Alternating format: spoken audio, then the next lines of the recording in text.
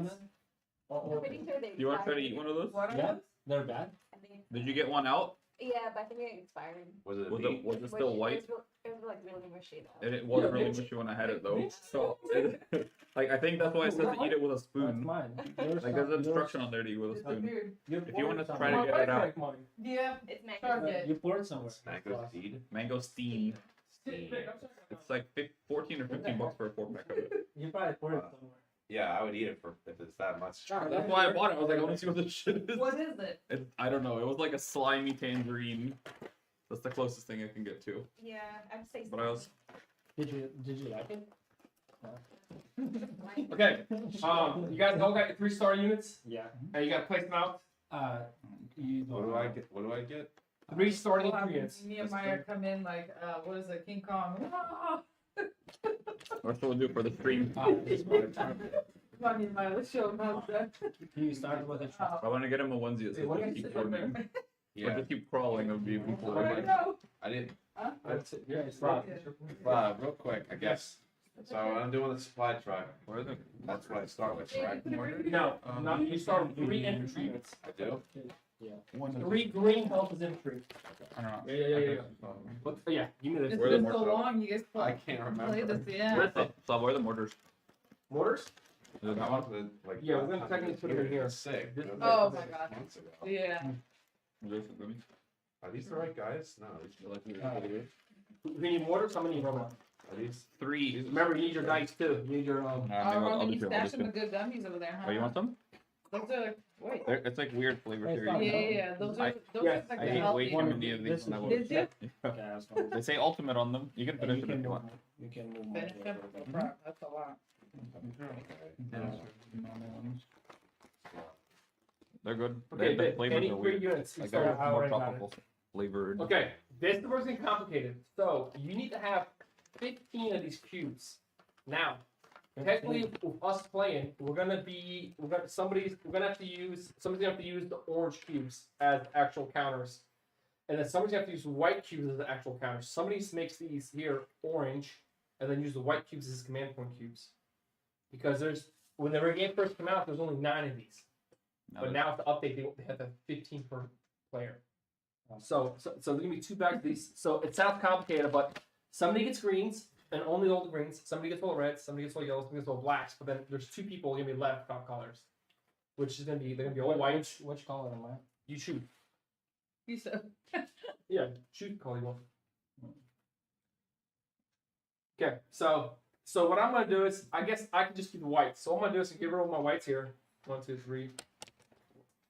5. You need 15. Grab the black ones. Get the ones you need. 2, 4, 6, I'll grab this. 8, So how many did I grab? 15. You need 15. Tim, get your color order right there. And if we need to, somebody can use the white dice here if they want to, but we want to put it in the Pulse Grenadier? Pulse Grenadier? Pulse Grenadier? 2, 4, 6, 8, That's not him, is he? 10, Oh, 12, that's the mortar, isn't it? 14, It's been so 15. long. Perfect. I know. I feel like I have no idea what the phone doing. It's all good. It's all good. 5 minutes and you guys He can won't go. notice that. Really. He's a grenader. I think so. I don't think that. Oh, you need mortars? No, he says Grenadier. Oh, then It- you just it- fried regular dude. It's just a regular dude. Yeah, the regular. The regular. You don't need a mortar team to Just a regular dude. Just put dudes in the thing. Oh, well, how do I I tell have it? all the candy. You, This guy yeah, it's a good question, Jared. Let me see. Where's he at? from it went on So, Candy Spree. this guy here? I was, Yeah, just I was incredibly high last What's this weekend. guy? I got All the the stone candy. pine. Stone pine here. How's he different than that guy? And more. Oh my gosh. But I also I I got got all cube. that Because but this then guy I has a also bought cube like here. See his extra cube here? on the You gotta add organic that cube grocery, in. just like fruit. I alright. was just eating fruit and vegetables. So I got the extra here. Gotta keep it healthy somehow. Well, I thought I had 2 pictures. Alright, This sure, is one the minute, Instagram- one minute, one Instagram second, haul, sure. and then this is what I actually bought. So like, that's the most pictures. Here we go. I bought That is a good question. like healthy stuff. Like all the Uh-huh. and then this is the other. That guy's nothing. This guy's gonna be That fine. I I think the green guy. I ate an entire Cool pizza and pizza. an entire cheesesteak. That pizza looks good. That's the bonus. I wanted to go. I don't know. Okay, you got any reds? 18 reds? Grandma's pizza. Square. Yep. Yes, she And did. it's like really Uh, burnt. What? You get 3 extra. Yes, 3 extra. That's right. That's what I was so excited for. I don't know if I would. Tim, what color are you? Black? Yeah. Scar, you're gonna be yellow. I mean, green here, because you're American, right? So perfect. Your mortar team to get that one dice. Is that ready, son? Maybe I need 8. That's what I You're gonna was. need This 15. is them. Okay. I think There this you is go. all I This is need extra. to go Well, check yeah, my. yeah, those extra. Yo, Jared, Yes. you're gonna be yellow. So here's I your don't take remember if over. they need the explosion die. Tim, you should have 3 black extra. Yep. You will give it to me? Wait. So, Roman, you're gonna use orange cubes as your actual movement cubes. No cheese for you guys. I guess we could probably just use those extras as our cheeses, right? Yeah. Oh yeah, we can use anything. Like you can literally use just you can use the white for your cheese. Yeah. You know what I mean? Because I'm using whites for counters. Okay. Okay, so Oh, there they are. a couple other things that are also in the game. So, who is EA Sports is in the game. who's British? Sport. So Tim's now we all get the 3 random commanders to start the game with. So here's 1, 2, 3. Okay. No, you can't look at them. Who's Americans? I actually have no idea, but I'm pretty sure you can. Ooh, Yeah, I need to talk for Okay. Right. Hey, who is OPW? You're We're Germans. You're German? Just A. So these are the only 3 commanders you can choose for in the game. Now, once you lock into one, just like before, you lose the other 2. Yep. When did we choose now? Now you can choose whatever you want. Oh, and I have Q. But Oh, I got a bunch of those too in the fridge. One. Good stuff. you choose the randoms? No, yeah, random. Yep. I can't pick. Nope, you do not pick. Ah, I only like them when they're hard. Harder. Yeah. is that the fairness of the game or not? Yeah, it's the rules. What? Since when? Have you ever? No thing. Huh? Roman, did you get your 3? I don't have any commanders yet. Okay, you go. Thank you, sir. So if I'm correct, we're gonna get everybody gets 3 random ones now. And once you choose one, once you lock in one, that's it. You're done. Did you eat the skin too? Mhm. What the? That's the new one. Also, there's another So much rule. easier. There's, Sit there and peel that shit. there's another update. Who's the Americans? This is you. So you're also gonna get 3 of these. Okay. And you, just like the commanders, once you lock in one, you lose the other 2. Now this. Okay, I'll look at them. Yeah, you can see commanders. You have to, but when you're playing the game, as soon as you lock in one whenever you want to, the other 2 get lost. Okay. Now, who is I'm gonna do this one. Tim? I mean, Hit him with the time. yeah, do it. Well, you don't know yet. Just hold on to it, just until you find out. Clock ticking, boys. I don't know. Clock Yeah. ticking. Wait, what was All right. Ladies and gentlemen, welcome to some of the greatest players in the universe of Europe, competing for the ultimate trophy. To be able to say one thing and one thing only, I am the best. In the East, but not the West. Because the West tournaments are happening next week, and you got to compete against the guns here.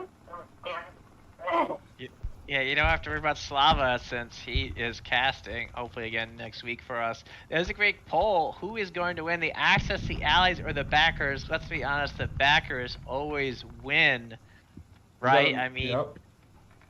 getting this nice tournament coverage generously hosted by Slava, helping, post it on his YouTube channel for us.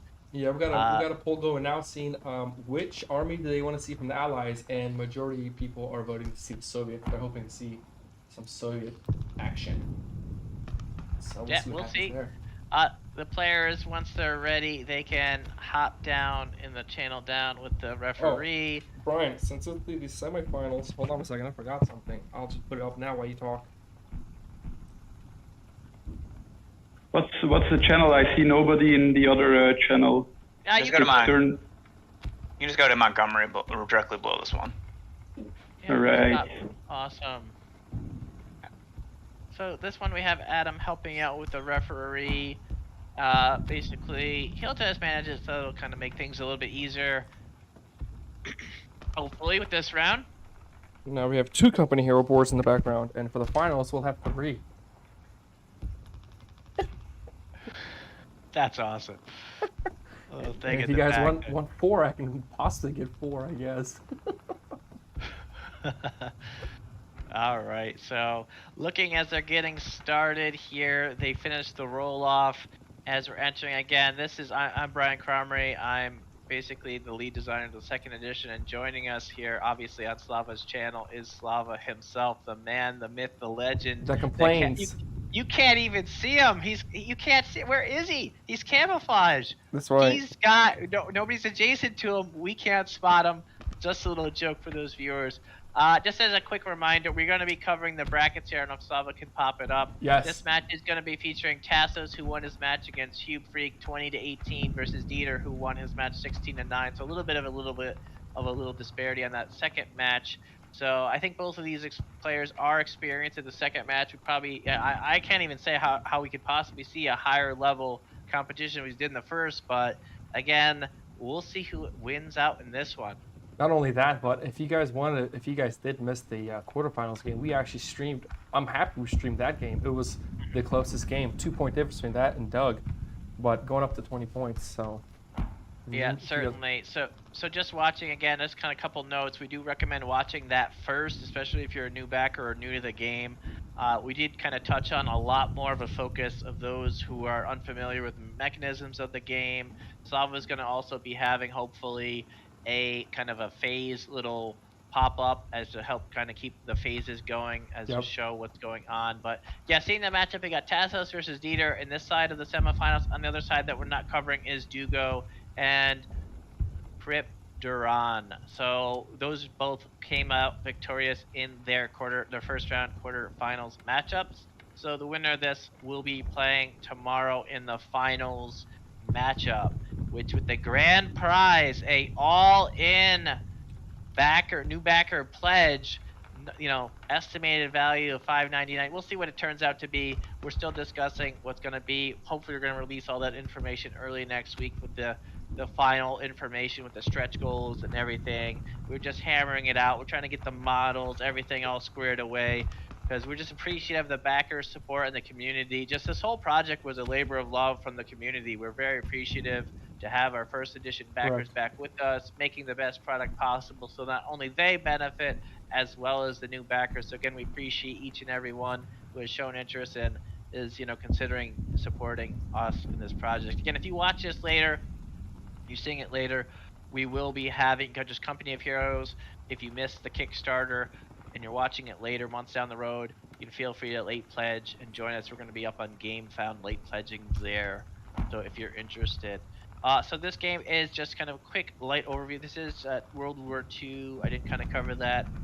Basically, it's based on the video game World War II skirmish, kind of squad level tactic game, just for those joining in, not familiar with the game. So we're gonna, it looks like we have US. Tassos again getting his US. I think he likes the US.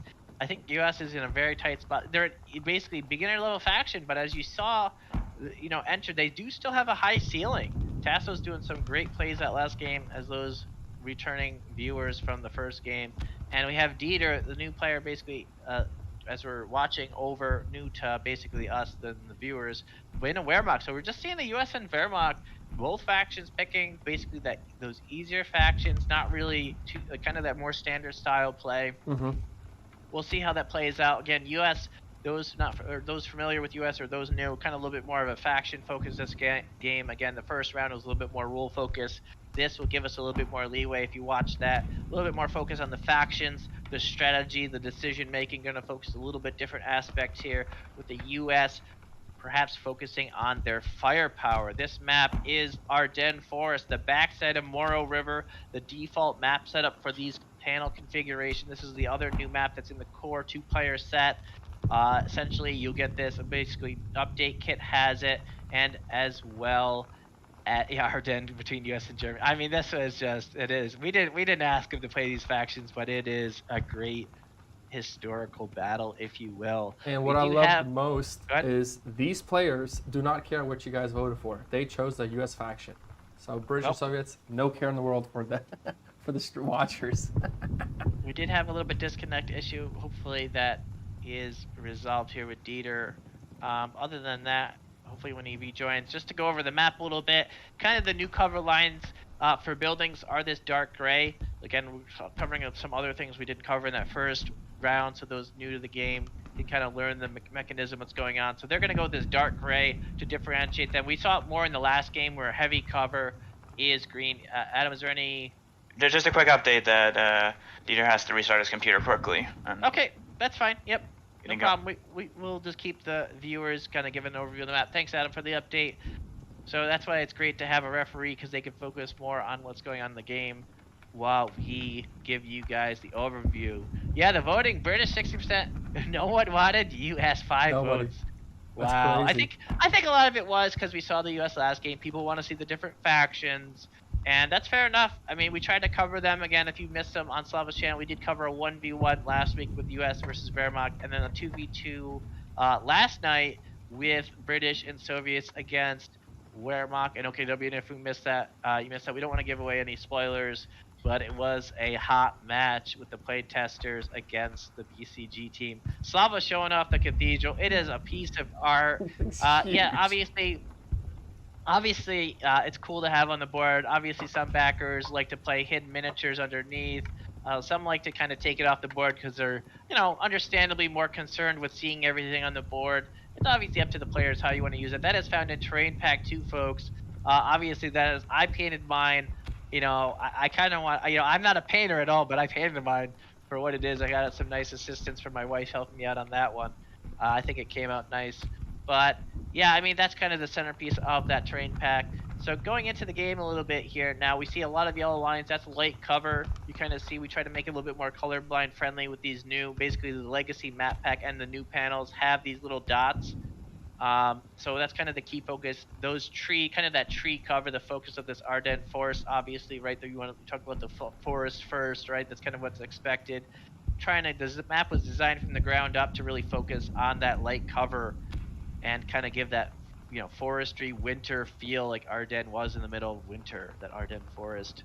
Battlefront, when the counterattack basically pushed from the German side of the war during that December, January 1944. So just kind of leaning into that. I also designed it from perspective. I wanted to capture the cathedral. We had one summer map with it. Really wanted to showcase it as Slava showed it off. And this TTS mod, we kind of just have it obviously a panel and then a little house there. It is a multi-hex building. On the opposite side, kind of almost on the opposite side, we have a double hex bunker. In real life, you can kind of, if you have TP2, that's the other core thing that comes in is 2 bunkers, so you can kind of do it however you wish. We were just doing a TTS like this for those viewers watching, so that kind of the infantry, it's kind of a tabletop simulator thing because the infantry don't get blocked or cluttery there. Another thing to note, these purple hexes on these winter maps are buildings that are already destroyed. They block line of sight, and they also act like red lines. We don't have any red lines in this map, but red lines block movement. And because there were buildings, they're kind of the rubble buildings. Just like a building, they block line of sight for seeing through the building. We also have a couple multi-hex buildings with a victory point in them near the spawns. So there's a couple options there. If those are destroyed during the match, then basically they're kind of go neutralized and no player earns any more victory points from it. So if you blow up that building, they are destructible, folks. That will basically, kind of remove that victory point from their opponent. So really like the integration of Terrain Pack 2 on this map from the viewer. Yes, so this one really showcases that Terrain Pack 2. That's kind of the focus of this map, obviously the highlight. So I wanted to get a lot of cool stuff in it. Yeah, Slava just showing the bunker Well, there. I have it here. It's pretty massive. Like, there's a lot of pieces in here. This is from Terrain Pack 2 from the first edition, though. Yep. One thing we are looking our modeler to do with the second edition bunker is just a slight tweak. People want to put their infantry on top of the bunker. So we are looking to flatten it a little bit for those, that are looking to pick up the Terrain Pack 2. And we also reduced the price compared to the first, because we just really want to show that it is a pretty cool product and just kind of show it a little bit of love where we could. So that also comes with the destroyed buildings that's in Terrain Pack 2. So this really just features, as commented by the viewer, just showcases Terrain Pack 2. Also on this map we have a little bit of ice, so the ice rules before the game we just kind of reminded the players. Also in second edition new is these ice rules a little bit more focused, a little bit less ice on Stalingrad, kind of a more subtle ice So we have these little specks as Slava zooming in here, just as key questions also in first edition was, is this ice hex, is it not? Kind of as Slava's pointing, if he scrolls up or down a little bit, you kind of see ones that have a little bit of ice but don't have that little circle. Those are not ice hexes, even though there's a tiny bit there. You have to have that blue dot. Just that clarification. We really do want to encourage those ice rules. They are fun and spicy, but we didn't want to overdo it where the whole map's ice, you know? So just finding that cool line to give you that winter theme, and you kind of see that none of the key points are on ice themselves. So it's kind of a focus of second edition with the new maps. If you get the Legacy map pack, the Stalingrad doesn't have any of the key victory points on its configuration on the ice, and you kind of find that same theme here in Ardennes. We do have that road going down the center. That kind of just is that cool thematic road going through the forest. Just highlighting on it, the last kind of focus is, as you kind of see in between the buildings, there's a lot of chokes here. I wanted to capture the foresty feel and the buildings. So just kind of those players that played, those video game players that played Company of Heroes 2, that campaign, the Ardennes Assault campaign, just kind of a shout out to that campaign. I just played it, I really enjoyed it, and I just felt the foresty maps kind of had these buildings here and there, and the forest just kind of kept that tight feel. So that was kind of those who are interested in the design of this map. In case I don't get a chance to cover it later, this is kind of the design of this map, was kind of the buildings here and there, the heavy foresty feel, these roads in between, just these lot of tight choke points. So as the players are getting situated here, I imagine they're getting ready. Hopefully, Dieter restarted his computer. He has not rejoined yet. I know he was. I know. Oh, go ahead. And just to give you guys a heads up, the reason why we're playing at 6 a.m. on the what is called the American side, the West. Are we the West considered the Western side? Is because a majority of the players participating in this one are from Europe. So this is pretty much the European tournament where you could get American players in if they want to wake up early. But later on, Brian, do you want to talk about possibly doing a tournament also for the people from the Americans? I mean, like the West side. You know what I mean? The Americas. Yep. Americas, So yeah. for Americas, as you know, it's properly called here. So that tournament is going to be next weekend, and we're going to get to, you know, obviously everyone has a chance to sign up for that. Backers, anyone who's interested. And again, just as a reminder, if you win one game, so both of these players have already won a Stug pack for getting their first W in this tournament. Dieter has joined the game, so we'll be starting shortly. Then the winner of this gets basically the small pack bundle, second edition. So you get a Stug, you get a Stug pack, you get the Pathfinder pack, and you get the Eastern Reinforcements pack. So those mini packs are going to be available for those who basically whoever wins this match, and also the other match. Basically, that's the best. Then if you lose the final, so if you win the grand prize final, an all-in backer bundle. We didn't quite release that yet, but we just kind of estimated the value at $599. Just grand prize winner of both tournaments. So we're gonna have two winners of each. You know, basically one winner of each tournament, as showing those brackets off. Yeah, thank you for joining us from Kuwait. Awesome, glad to have you with us, joining us here with this semifinal matchup. So again, they're live now on Kickstarter. Is a Company of Heroes second edition board game for those interested in just joining us from around the world. Welcome and thank you for joining us. And we're going to be covering again the semifinal matchup, US versus Wehrmacht, the two-player core set, just the core factions. Again, kind of seeing these core factions, people just love them. They're just so diverse. They're easy to kind of get into the game, and just so much replayability with the commanders. The faction itself, a lot of just, you know, revisions from first edition, a lot of balancing. If we unlock double hex factory, they will take place on the 2 hex buildings shown on this map. Correct fixer for Train Pack 3, yes. So basically there is going to be a poll. Us from Bad Crow Games, we're really actually hoping the backers pick the factory, because we kind of showed that option off already. We really like it. We're looking to have two hex factories, so this would be perfect for this map to go there, as Slava's pointing out on the stream, and also the one across the way with the other victory point.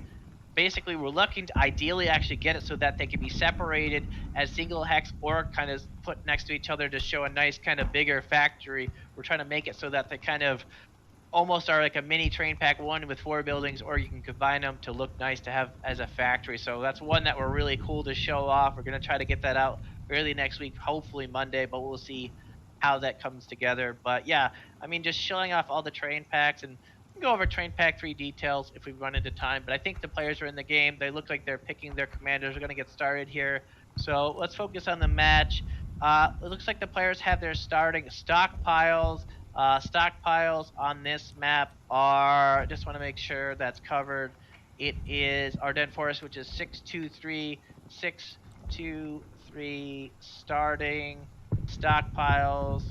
Just reminder for players, I think Tassos is all set, but for Dieter just rejoining the game, I'm just going to go update 623, kind of updating the blue player there. So we have playing the Americans under red, we have Tassos, again, kind of returning, maybe he got faction choice. I'm not sure who won the toss, but we did have allies playing as red, and he did go with the Americans. He still had a choice between the Americans, British, and Soviets, regardless if he got to pick faction or turn order. So he ended up going with the U.S. faction. On the other side, we have the Wehrmacht, representing the blue, the Axis. We did want to focus on the Axis versus Allies, but those just joining us, just as a note to clarify, you can play ally, whatever faction against whatever faction. The game is balanced, can handle that. Correct. So even if you get all 5 factions, you can play whatever you want. Just play what you enjoy, have a good time. We just like to try to stay historical. A lot of people like to just kind of out of respect of history and just that love for history. So getting into the game, we do see some interesting commander choices for the Wehrmacht. Yes. Do you want to focus on that, Slava? Oh, I am. I'm looking at them right now. Oh. Any thoughts on these ones? Yeah, so the Stug is in the first edition. I really like the Stug because it doesn't need to have tier 3 to bring out a tank. You can bring out in tier 2, and in this commander specifically, they get one of the most strongest upgrades for them, which is a +1 sight, +1 range.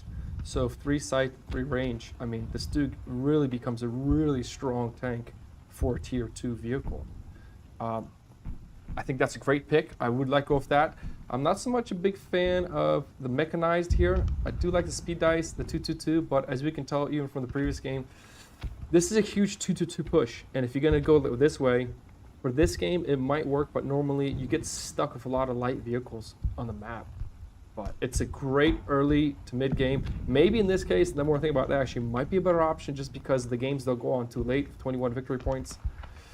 But the problem is the Stug, you can bring it out on tier 2 also. So it's like, you're getting the same thing pretty much. It's just, this is a heavy armored version, so I think between the two, I'd go with the Stug. It's not as mobile, but it's definitely more map, threatening. Yeah, just to point out, maybe it'll be better in choke points on this map, but key things to note, it is a heavy vehicle and it doesn't have a turret. Those are those straight lines that are over the Stug there. You can kind of see it can only fire forward. Just historically, it was kind of the those viewers watching at home, for Germany, it was the tank that actually got the most tank kills, basically rewarded to it. Historically, it was basically against the Soviets on the Eastern Front, just kind of what knocked out a lot of their tanks. So it was kind of, that's what it's representing. Just that kind of early war just evolved into the Stug. So just kind of was a cool role for them. But as the players get into play, we do actually have... Where's movements on the board? I think I may need to rejoin. I kind of see some setup thing triggered. I'm going to rejoin, but you can kind of... Yeah. Oh, no, I'm good. I'm actually good. Actually, it was just an off different setting. But nope, we can keep going. Sorry, go ahead. Yeah. So the Wehrmacht player is great getting the munitions and the fuel. It's a 3 to 5 round, so all units will come out this round. Operation Dex 3 to 5. Yep, so the game time has been started with 1 hour and 45 minutes. Also to note is this map is a little bit more asymmetrical. So there is a little bit more asymmetry here and there. Basically, Moro was a little bit more symmetrical. So what that means is this map's got a little bit more differentiation from sides. We did clarify that blue side would be the Axis faction. So in the player's choice, basically whoever won the roll-off got to choose their faction, either Axis or Allies. And then the other player got to choose in return. So you could either choose Axis or Allies, whoever won the toss, or going first or second, then the other player got the opposite choice. So we're not sure who won that toss, but in any case, we have Dieter representing the Wehrmacht, and starting on the blue side, looking to capture good 3 capture points. He's just focusing the center of the map, and in return from Tassos, with the U.S. capturing kind of the center points. No one going out wide yet, because each faction kind of go to their right side, out of their spawn point towards a key corner spot, which is very valuable. So we'll see how that all plays out in this game. Yeah, tied right now. Resources, they're tied. They're gonna get the same amount. So, I mean, first round isn't. Whoa, that's pretty cool. Somebody gave me one of these. So first round, nothing too crazy. I mean, just more of what units they decided to go with. You know what I mean? So 2 Grenadiers, 1 MG, and this time again, we're seeing a mortar team come out for the American player, and he did the same thing last game that we streamed. So super interesting. Wasn't a big fan of, but hey, he won. So Yeah, I mean, I actually like the 2 rifleman mortar start. I'm not sure if I put it out wide. Maybe it actually comes in nice wide because there isn't really any competing units necessarily over there yet. We'll see how that reacting Grenadier goes. Maybe over the Cathedral there is some combat, but keep in mind that mortar team, all units in 2nd edition have a note. Basically, if they're HE and they don't have this arcing symbol on their card, then they don't fire over buildings now, but mortar teams do have this arc. Those that have indirect fire, that's all that means. It doesn't mean they ignore cover or anything, just means they can fire over buildings. So in mortar case, as Slava's bringing up, kind of that hooking arc over the HE mortar shot. So also with that note, yes, splash, the splash upgrade mortar, if we actually see that this game, I don't think we saw it last game. I think we didn't see splash come into play, but the mortar team can get that upgrade. So in 2nd edition, there was a little bit of a change there for those viewers watching, where now basically it ignores all non-building cover. So that basically the indirect just lets you fire over buildings, where that splash upgrade lets you ignore sandbags and the light cover from trees and things on this map. So we'll see if that comes into play. A lot of choices to be made. We don't see that upgrade yet. It is good for basically the key focus of HE splash, as I like to call it. Once they get the splash upgrade, it upgrades all of their HE to splash, and it's kind of great for getting experience if you can get a cluster of enemy units clumped up on the map. Right, and So- Tasso is again playing the American, so he does have advantage playing them twice. Hopefully this game doesn't make a mistake of not bringing the major out when needed. He does lock in his commander, which is the Pathfinder company. Very interesting. He switched commanders out. Yep, so each game, each player is going to get 3 random, or 4 actually random, and in tournament mode now we found that 4, and then the other player gets to ban 1 of the 4, where that player can't pick. It just kind of raising the stakes of the competition. So during the supply phase here, we see the Pathfinders. So this one's really cool. So it starts out, it's kind of like a mini sniper, if you will, only has 1 AI, but it does have 3 health and a great bang for your buck at 3 manpower. It doesn't require any tiers or anything, so you can get it right away at the end of round 1 because you get 1 experience for free. So nice seeing this option. The cool thing here is it gets airdrop beacon. Yes. So once you get the 2nd tier unlock, you get 1 for free, but also now airdrop beacon allows other infantry to be able to spawn adjacent to the Pathfinder when they're purchased. Really cool to see. Yeah, Absolutely. so yep, 1 ban out of 4. Idea is cool. Yeah, for the higher level competition, this will be in the rulebook. People are just loving it. And then later on, we kind of see the 81mm mortars. So this commander choice really here just focuses on that splash. Actually gives the US mortar, who doesn't have normally an HE upgrade option. So it kind of just opens up a lot of variety for the US weapon team kind of combination with the Pathfinder, where the mortar does offer usually that nice splash option and nice mobility with the speed die. Those watching here for 2nd edition, but the speed die helping with mobility. But then this 81mm mortar just kind of offers the damage as well. With the finale, hopefully we'll see it late game, the airdrop combat group. This is a game winner, folks. This is the highlight of this commander. This doesn't have any flashy tanks, but if you want to see a big impact, we're going to be looking out for this. It is 3 manpower at 6. It only has 1 XP, but you do have to pay for it. But it is a big impact. No spawns for free, but it is a nice variety. Basically, obviously focused on the weapon teams. That's kind of US's forte, is their cool assortment of weapon teams. So we'll see how that plays out. The Wehrmacht player on the other side, He did lock in too. The 222 did. commander. He locked in as well. They're actually, are they still finishing their supply? Yeah, they're still in the supply. So covering they locked in again that mechanized doctrine. This is kind of another core, this is a core commander. The other one is that Pathfinder pack. So those looking at basically the expansions, it is that mini Pathfinder pack for that Pathfinder commander. Just kind of really spiced it up from 1st edition, kind of making it a lot more juicy. So this one here, the mechanized doctrine are the core set.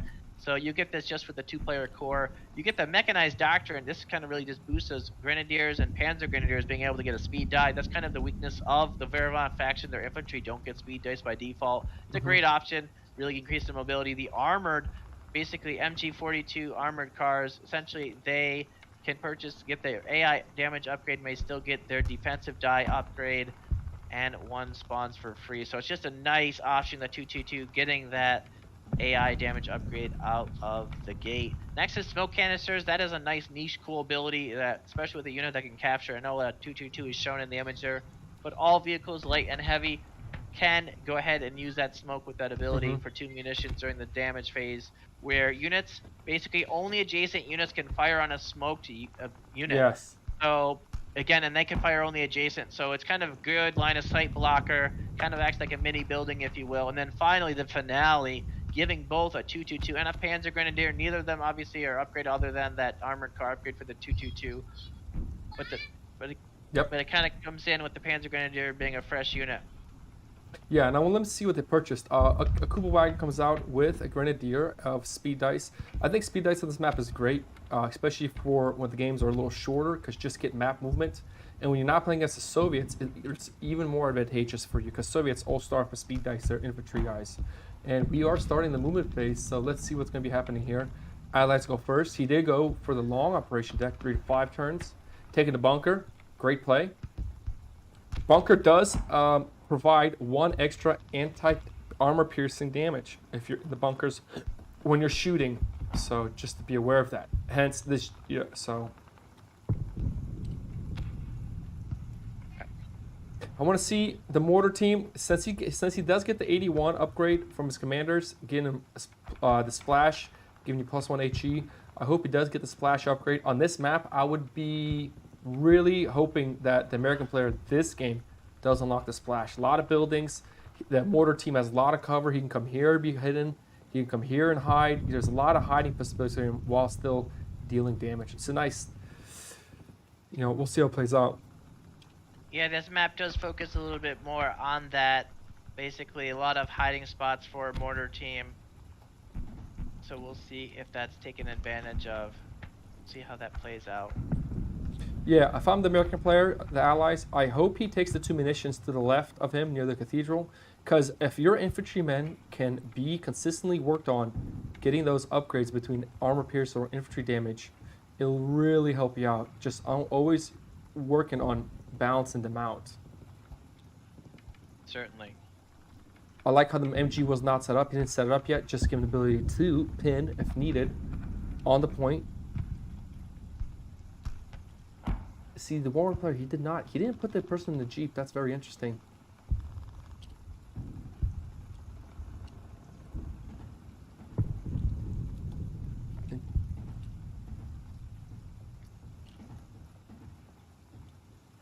Okay, where's this Jeep is gonna stay there? Okay, I guess they probably forgot to add cubes. Speed dice. 1, 2, yep. Man, this is gonna be no usage of cathedral with the sites. He didn't take advantage of that. Yeah, just for those folks, basically with the cathedral, cool thing that you could do is up in the tower, we actually had a rule change too, I'm going to cover that as well. So the tower gives you +4 sight to the unit up in the tower. It does have it acts like it's in between all 4 of those hexes, if you will. But it does give +4 sight. And also, new to 2nd edition, we actually revised it to help encourage the use of the tower. It does actually get defense dice. Normally when you're in a building and you attack inside of a multi-hex building to another infantry in that building, they normally don't get defense dice, but attacking up into the tower, the one in the tower does get defense, but attacking down from the tower into the rest of the cathedral, that infantry does not. So just kind of clarifying that if we do see that. Not sure if we will still, because it is kind of the theme of this map is the forest, that kind of central congested area, where we kind of wanted to put a little bit kind of a secondary kind of subtle feel to the bunker and the cathedral on the outskirts. So we'll see if that comes into play, folks, during the course of this game. But as Slava pointed out, we're going to see a nice variety here already with the U.S. player looking to advance that Jeep, getting into a good spot there. The basically, that looks like to be a rifleman with the AI upgrade in that bunker, kind of taking a good defensive spot in the Jeep, advancing even Jeep more. is advancing.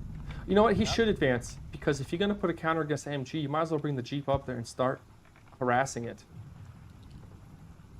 Yeah, certainly. I'm just gonna, for TTS purposes, just shrink down. Yeah. Because of how tight this building is, these destroyed buildings can cause a little bit of collision issues in the physics engine that is TTS. So just helping the players out there because we don't want to see too much bumping. See, I wish that Jeep would have actually went and started harassing the MG, because now the MG is not like he's locked in with the MG there, you know, so he's not gonna be able to, what do you call it, with the Jeep being here, it's pretty much locked in. It's not gonna do as much. Keeping the Jeep and harassing the MG, I think, is a far better play, because MGs on a map like this with all these buildings can really just start pinning and controlling parts of it. And also, Brian, yes, something happened with your mic volume dropped tremendously. I'm gonna try turning it off then. 1 second. Yeah, I did notice that too. I thought maybe it was just something on my end.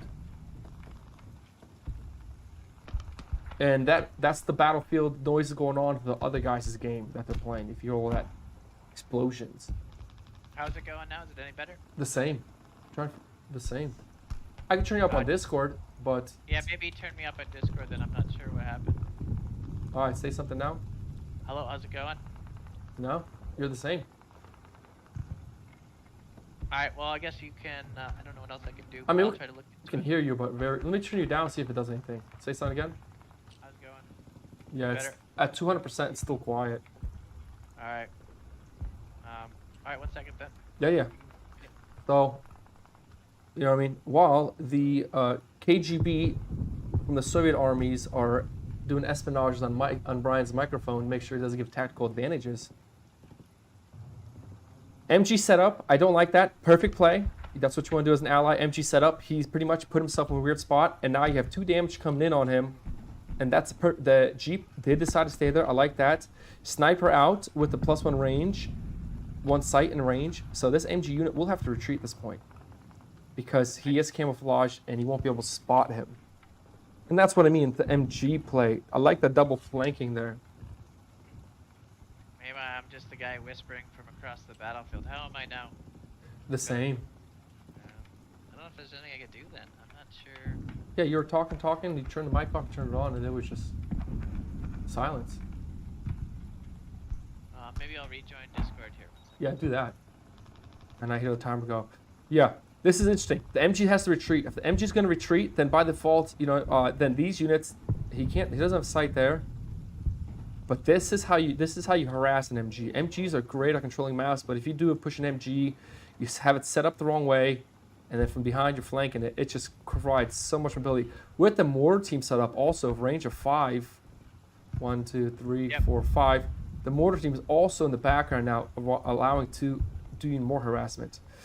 Not a good start for the Warmark player. He does capture the victory point on the right side and the munitions on the right side, but at the cost of having a unit in the middle of the retreat. Double fuel here. They're going to pick up double fuel, the allies, which is great. Not so much for the allies, but it's more better for the actual... it's actually more better for... worse for the Warmark player. So as long as you can negate, not allow the access to get the fuel, you're always going to be in a winning streak ahead. I'll get you zoomed back in, Brian. Boom, there you go. Any luck hearing me any better yet? Nope, the same. Interesting. I'll pump you up even louder. Hold up, there you go. Is it better now? I mean, I'm going to max you out on all my audio settings. I gotta turn down the war sounds.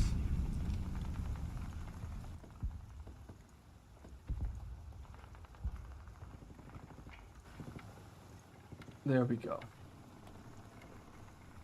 Alright, how's it now? I hear you. I hear you well. Alright, well, hopefully this is good enough. Probably just have to play on for now to kind of keep the focus Yeah. on the game. He did not. Is he not retreating his MG?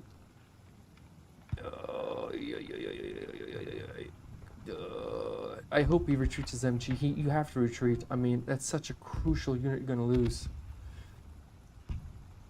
Yeah, coming back in now, focus on the game. We do see that rifleman in the center building, kind of a great building to kind of push forward. And like Slava said, this MG's kind of set up in that center. We'll see how that plays. No sight on that Pathfinder. The Pathfinder having camo, so able to return fire along with that Jeep and potentially that rifleman who actually chose to target that Grenadier outside down below. Again, there's no cover from that forest. You kind of see this building. There was a fine-tuned balance there.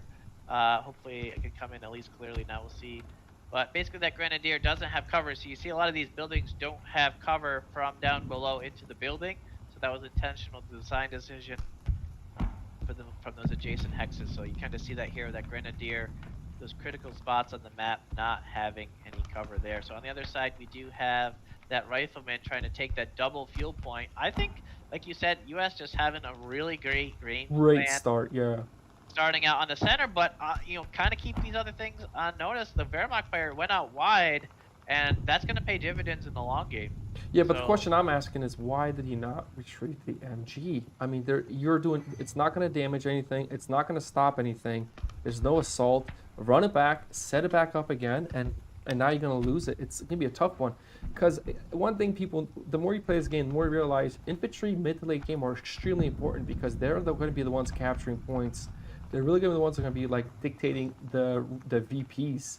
And when you start losing them, they start getting killed off, the war of attrition, and you're not rebuilding them. Late game, you'll realize I just don't have the ability to move these units. One damage, the damage does go through in the Jeep, which is really nice. That's, I guess, some hope for him. Well, that is nice, but also maybe sometimes it's an interesting sacrifice choice looking at the commander. He does, because of both targeting with the MG and losing the MG, that is actually 2 XP that would have been not gained with the MG targeting its own unit, so maybe he's just looking to get out that free 222. Sometimes be. sacrifices have to be made, and I am a big fan of that. Oddly enough, losing the unit is unfortunate, but now in second edition, there's a lot of choices. We try to encourage combat as much as possible, so losing that unit does give you the XP, targeting with that unit does give you the XP, yeah, it gives him 5, so he's able to afford that 4 XP second commander tier. We'll see if he goes that path, that would be my play, but we'll see how the rest of the battle of the damage phase turns out here. Yeah, looks like they're pointing out that there's going to be a capture over on that side for Correct. the Wehrmacht Grenadier, taking advantage of that mechanized speed die to get over there. We'll see a lot of these speed dice on the Grenadiers just focusing on that mechanized. Rather than damage, focusing on the mobility against something normally Wehrmacht doesn't have on the core. So, again, you kind of see each commander just playing so different. So, Yeah. again, take advantage of it strategy-wise for those, coming in second edition. You can kind of see these commanders game from game if you stay with us and follow along. Each commander, the Pathfinder for US, just offering diverse gameplay that normally the US doesn't have with that Pathfinder out early game. And then also for the Wehrmacht, you have in turn the, what I wonder if it has to do with the sound from, is that better now? That's way better. Jeez. Louise. That is so weird because it's my tabletop, I lowered my tabletop simulator headset volume and somehow that lowered it for everything. That is very Dude, interesting. That's way There was better. there's a chattering infantry tray in the game that I don't know if you hear. I was trying to find it. It's kind of some TTS kind of physics engine You're issue. so loud. I love it. I love it. Too loud now. There we go. I'll Finally. whisper. I was like, man, something happened. We're talking, and boom. I was like, what did I change in settings? I didn't realize because I heard that chattering infantry inside game. It is interesting to say. Maybe I'll mute it. No, you're good. Let me just adjust your No, volume no. here a little bit. I gotta adjust from my end now. All right, there we go. Now the war music can get back on the streak again. There we go. Yeah, I just lowered it actually because I lowered it from the system tray and somehow I guess that maybe affected my headset. Well, hopefully we're good now. That's glad to hear that I kind of resolved that issue. Sorry, folks, for those watching. But now going on with the play, it does say that US, I think, came out on top overall. Very dominant. However, how much XP did they get? What are they going? They did get their airdrop beacon. One Pathfinder spawns for free, so we are going to see that Pathfinder focus again. I know, really want to focus, really want to help encourage. I know this little mini pack for US. I know it comes with infantry models, but to just showcase this, man, this I don't know. Like, is this the strongest commander in the game? I don't want to say it, but I mean, it is such a viable, cool commander. Just a unique play style. You don't necessarily need to get that major. Because the other cool thing about the majors, it can spawn forward. If you want to show the major kind of alt shifting on the tier 3 for the US building, you can kind of show. Yep. Let me get there.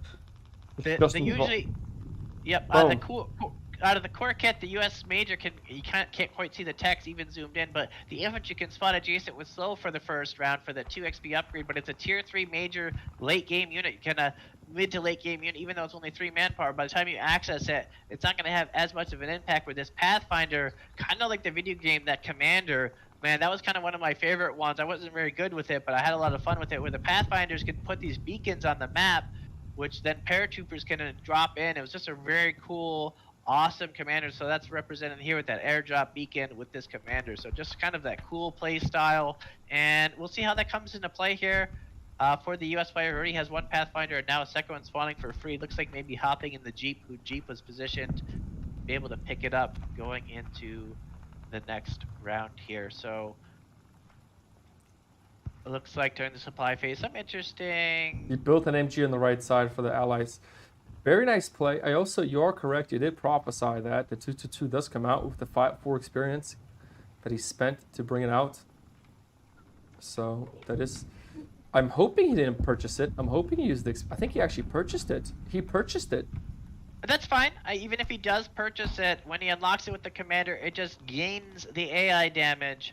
So it's, again, second edition, it's kind of a quality of life improvement. Again, this one just clearly states gain. So if it was, again, as long as he doesn't purchase that upgrade, that would be a waste. It doesn't look like he has munitions. Or maybe he did purchase it outright. Maybe, nope, no, it looks like he's moving the XP. I'm not sure what happened, actually. We'll see what happens here. He is spending 2 XP elsewhere, so maybe he did purchase it. But this is an interesting choice because, like you stated, if he paid for that 222 and the upgrade, yeah, he's about to get one for free. But yeah, interesting choice. I'm not sure if that's just a misstep or what happened there. Perhaps maybe he didn't. I don't know. We'll see what happens. It turns out, but the 222 is a great choice anyway. Like we said, this commander kind of focuses on it and may still get their defensive dive munitions upgrade. So focusing on the tier 2 Wehrmacht tier 2 building here. Maybe Slava can bring it up.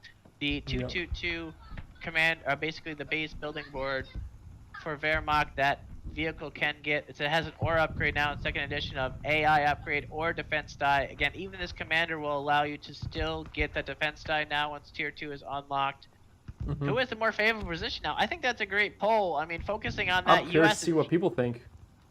US really taking advantage of that Pathfinder awesome kind of infantry focused commander. I think basically in both games, Tasso's focusing on an infantry kind of focused commander. A lot of those for the US faction, kind of their kind of theme with basically a lot of airdrops, kind of their overall theme, especially for the video game carrying over to the board game here. Tasso's just loving the infantry play. And then also the Wehrmacht kind of having... Yep. Yeah, it is what looks like he's doing. I'm not sure... Was he picking out a second? I'm not sure Yeah, from the commander card. From the commander. That gives him the second 222. From unlocking tier 2 commander. Yeah, it's hard to say because normally we recommend putting the little XP on the commander slot itself. But we'll see how this goes on in play here.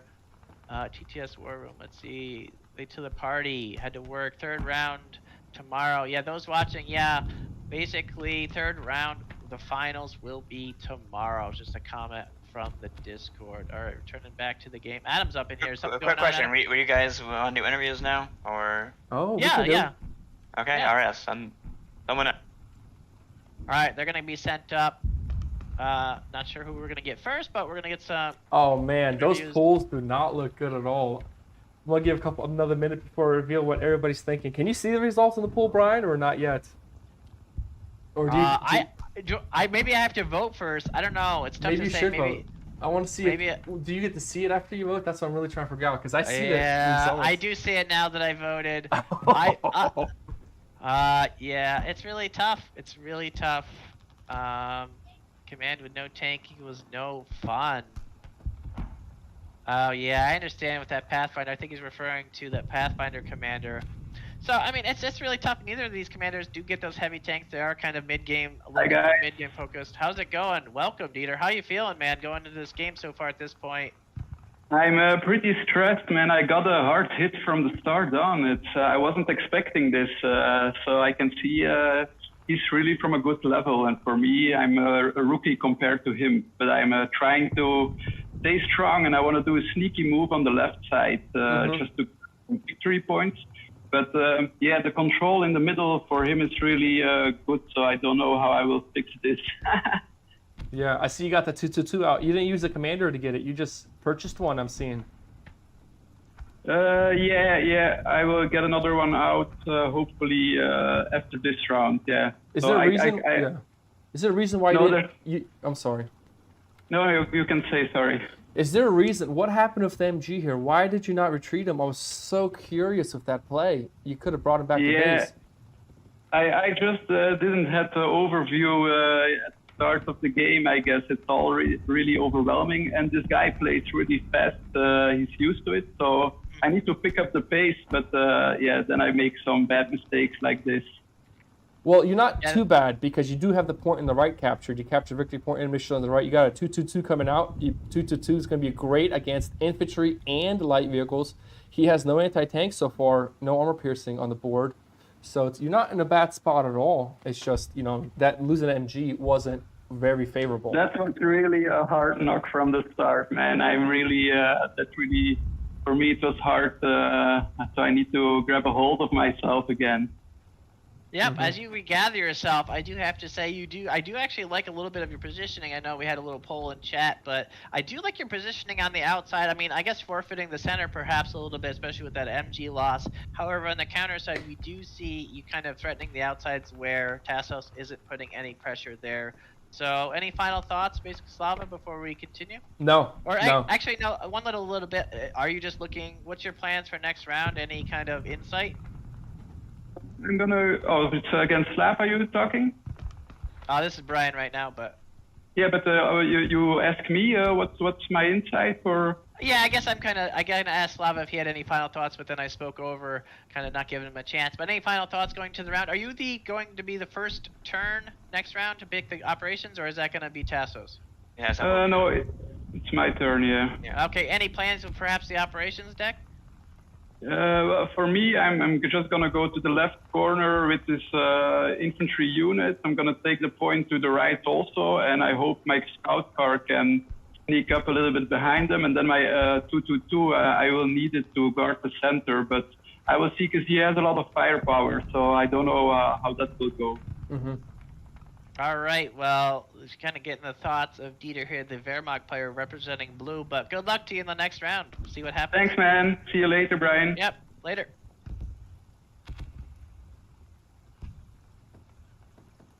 All right, momentarily we'll have Tassos join the chat. I imagine he's going to be pretty excited coming in. I want to hear his thoughts really on the commander choice. I do think that's going to have a pretty big impact on the course of play. Again, just a little bit more focused on that commander. So starting out with Tassos here joining, how are you liking that Pathfinder commander so far?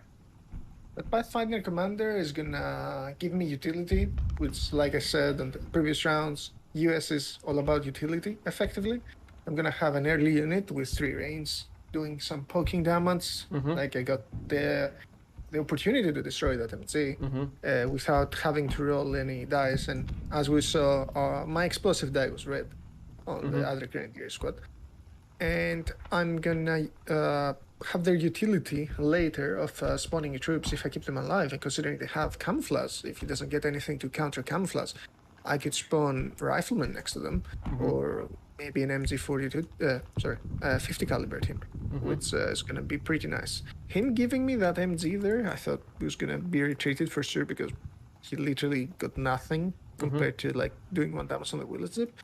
I expected the trade with the Grenadiers to be maybe 2 damage, but you get what you get, and it's still a better trade for me because I do 2 damage in turn, and he does 1 damage per turn.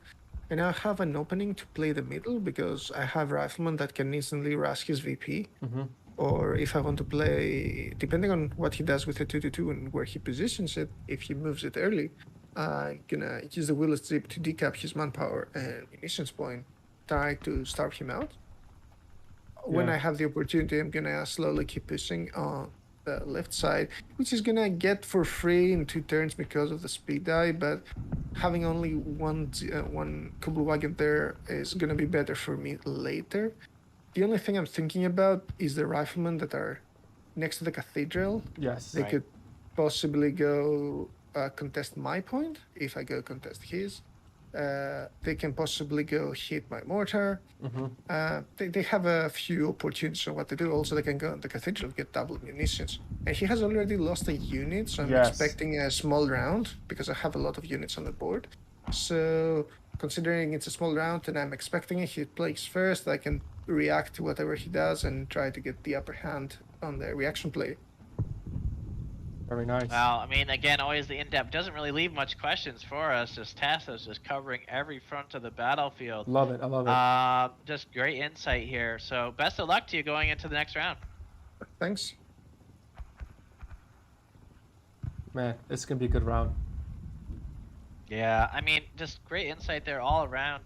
I'd have to say, yeah, I mean, I know the U.S. kind of did get the MG pickup early, but I mean, this is still very early on Correct. in anybody's game. And kind of like Tasso's points, there's a lot of buildings here, a lot of moves where if he's aggressive, then the Wehrmacht can be aggressive.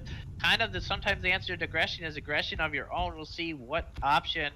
Again, that Grenadier, as he's pointing out just outside the cathedral, looks like he's going to dive in and just, like we said already, take that victory point from your opponent. I love to see this because even though he's down men, how is Tassos going to react? Is he going to collapse? Is he going to defend his own? Is he going to go aggression? We'll see how he reacts here, but this is the style of this map. Just kind of those buildings to buildings. You kind of see that's kind of the focus of this map. So many different And he options. does. He just respawns right back with that. Yep. I mean, I don't think that's a bad play whatsoever. I mean, I'm just really glad to see that from both sides coming in here. Just early aggression early in round 2. We do see the 2 to 4. Again, not really a surprise as Tassos was expecting. So probably a lower number. Might be a 2. And again, the Wehrmacht doesn't need a lot of commands here to get a lot of gains. So I wouldn't be surprised if he does that as well. Looks like he is also, Wow, good play. No surprises here. Capturing the outside. Again, that's what I'm saying.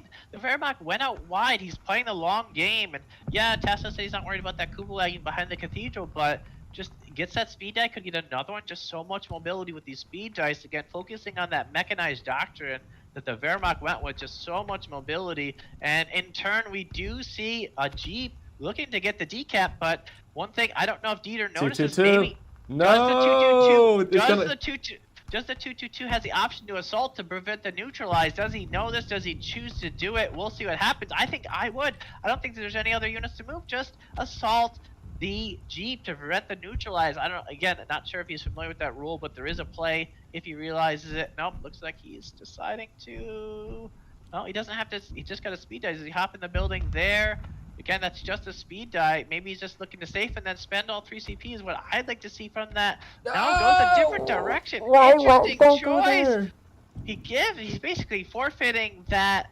I mean, I think this is a colossal mistake. Again, he lost that MG. I don't want it to spiral out of control, but this was easily preventable. Just a free kill with the Jeep, which can't retreat. Is he even going to be able to put damage with that 222 on the Jeep? What is this choice? Just putting pressure on that rifleman instead. I'm just baffled by this. What are your thoughts on this, Slava? I think it's a 4-rounder, and I think he's trying to take the fuel away. I don't know why he didn't go to the Jeep. That's yeah. Well, I don't see the point of the 4-rounder because he already used all of his units. They're all except spent, the one in right? the building. Has that one in the building got the ability to? Yeah, but what's he gonna do with that? We'll see what happens. I mean, he doesn't have any real damage potential. He's just kind of hiding out, being safe in the building, putting pressure on that rifleman down below, which isn't getting any cover currently.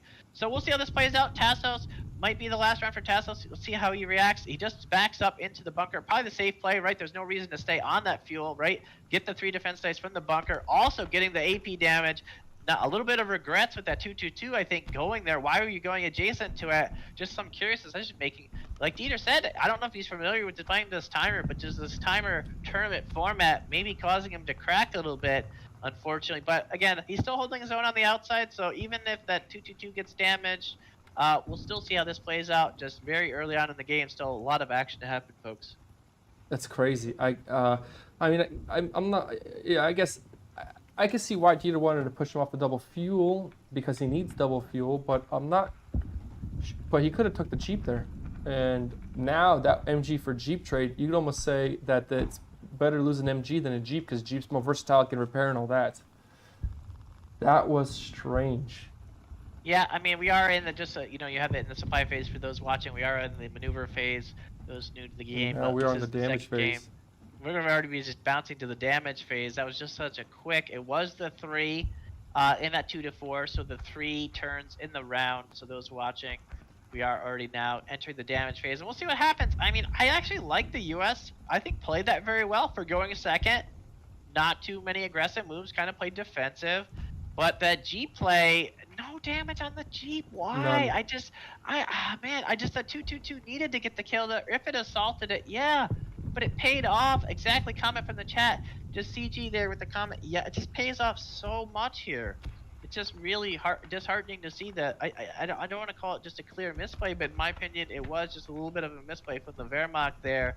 But we'll see how it plays out. I mean, just interesting choices all around. We'll see how this plays out, though, for the Wehrmacht. Yeah, I mean, if you actually look at it, the Wehrmacht is actually only capping one. They're not really gaining much on resources. All they're gaining is this, because the Wehrmacht player has picked up the point here and the point there. So he's picking up a lot of victory points. I mean, the victory point lead is going to be +2 there. That is true. I mean, all things considered, right? We might be It's complaining going with to the be 4 Wehrmacht. to 1. Yeah. Yeah, we are complaining about the Wehrmacht not getting the Jeep kill, but on the other point, yeah, I mean, there's a lot of great things for Wehrmacht. So in terms of the long game, the victory points are 100% correct. Just to focus on that, this game is won by victory points, not about infantry scurrying around the middle of the map causing disruption. The victory points are what matters and what what determines who actually wins this game. So we'll see how that plays out. Again, I do still like, a lot of people voted for the Allies for the basically more favorable position, but the Wehrmacht does have good positions. And again, it did lose that manpower and the munitions, which is costly, but on the flip side does gain the victory point and fuel and manpower and the victory point. So in the end, I don't think it's that bad of a deal for the Wehrmacht player. I mean, if you really think about it, it's a really good deal because, yes, even though the mortar team can't hit nothing, the mortar team's doing nothing this round, this infantry squad, who's doing the second damage to him? I'm trying to figure out. I only see one. How's he getting 2? So the infantry is going to fight the Jeep here. Infantry is more favorable for the 3 defense dice, but where's the second infantry damage coming from? So that side's good. This side is good. The thing is, I mean, it's so interesting because I think everybody would have thought the Jeep would be knocked off, and there he goes. The Jeep is still not knocked off. So where is that second 8 infantry dice coming in from? Infantry damage dice coming in from here. Yeah, I think I kind of pointed attention to it. The Jeep only has 1. Because there's a vehicle in it. Oh, so that's how it is. For those watching, yep, thanks.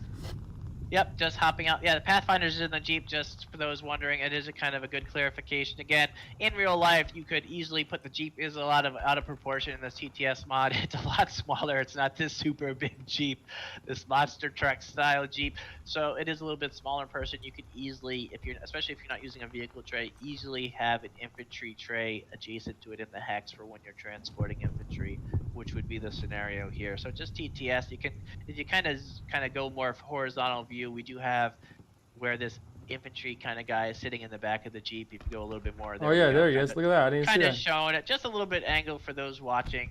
It might be hard to spot as Slava is bouncing around the map, but it is clearly shown. So that is how the 2 AI is there. But again, the Grenadier will get 3 defense dice from being in the building, and it'll be a guaranteed cap. So again, you don't have to really necessarily worry about the neutralize, but they are showing the neutralizes with the green. That is interesting to see. They're using green instead of white, but that's fine. I mean, helps us viewers on TTS just watching the action. So yeah, I mean, overall, I'm very curious to see a little bit of damage on that. We'll see what happens. Ooh, 1 red. Oh, 1 takes 1. So a lot of focus on that rifleman. I mean, I don't think that's a bad play. I mean, he is on the back line. Interesting choices there. And then on the counter side, let's see what happens to this 222. It does have 2 AP. Under the flame, it is. The 222 is just going to be dead. How is there also 3 AI also on that Grenadier? I guess 1 from the Rifleman, 1 from the Pathfinder. I'm not sure where the third 1 AI is coming on that target, but we'll see what happens. There's just so much damage already, folks, that this is just such an aggressive game. Not sure where the third AI was on that Grenadier. Yeah, I'm not sure what third AI is from that. There's 1 from here. There's 1 from here. Man, losing that 222. Ay.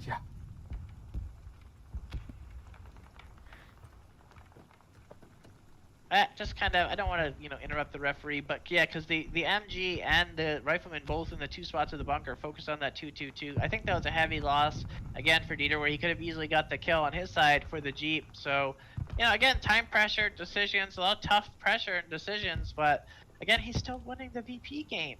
Correct. It is he's gonna be winning. I mean, does he have 3 VP right now? I'm not sure if he updated yet. No, he or didn't not. update yet. You should have 1, So 2, 3. You should have 4 VP per turn.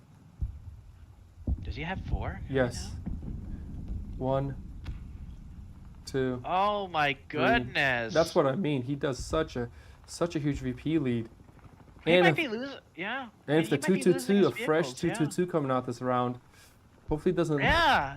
I mean, this is such an interesting style to see where he's losing units, but so much XP, so much VP from just kind of like maybe just distracting the US players, focusing too heavily on the middle. This map does have a lot of spread of victory points.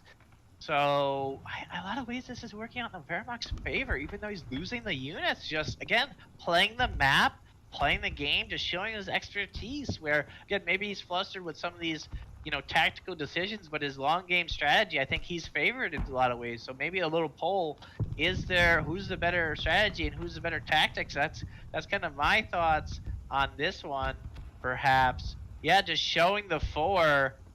Yeah, I mean, all the way up to 7 already. 7 to 4. Again, losing 2 units down 7 to 4. You would never expect that in this game. Down 2 lost units already. There's only 2 victory points for the U.S. that actually earned it from victory capture points. So just kind of seeing this focus, yeah. I mean, we'll see what happens. I mean, he can kill that Jeep whenever, right? That Jeep can't hide in a building. He can kind of just keep skating around. We'll see how the Wehrmacht tries to pick that up eventually. Again, maybe with this 222, we'll see if that happens. But we'll see what happens now as they enter the supply phase. I'm just going to go ahead and click black, blues, cubes for him just to kind of get the cubes off the board for those watching, because we are now clearly in the supply phase. So, yeah, just seeing what's going on now. The Grenadiers for Wehrmacht in the center of the map are holed up in buildings. That's fine. They kind of threaten so many hexes. Again, maybe trying to eye that center VP. So many choices here. Yeah, and even though he has here? 4 victory points, he's only getting 1 munition around. He's extremely far back on the munition count, and the only one is only. How is he only getting 1? He should at least be getting 2. Something's wrong there. 2 munitions. Because he has this one on the right over here. For blue has outside munitions. So just a little note, we kind of want to keep things. This should be 2 for blue because of that over there. Just kind of want to showcase it. I'm not sure if they're missing Yeah, that's it. huge. I mean, those little things will add up tremendously quick.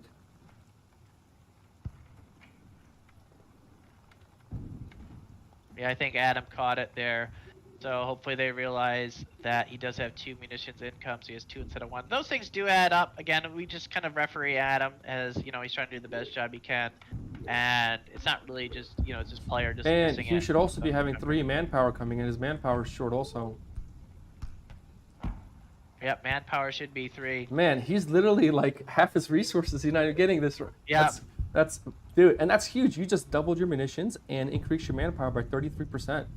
Just by doing it. It's Just humongous. Slava breaking out the math there right on Well, stream. I mean, and for the Germans, you need that munitions just to keep the camo going. I mean, literally, one of the biggest reasons why this unit's such a pain in the butt here is because he's camouflaged. That's it.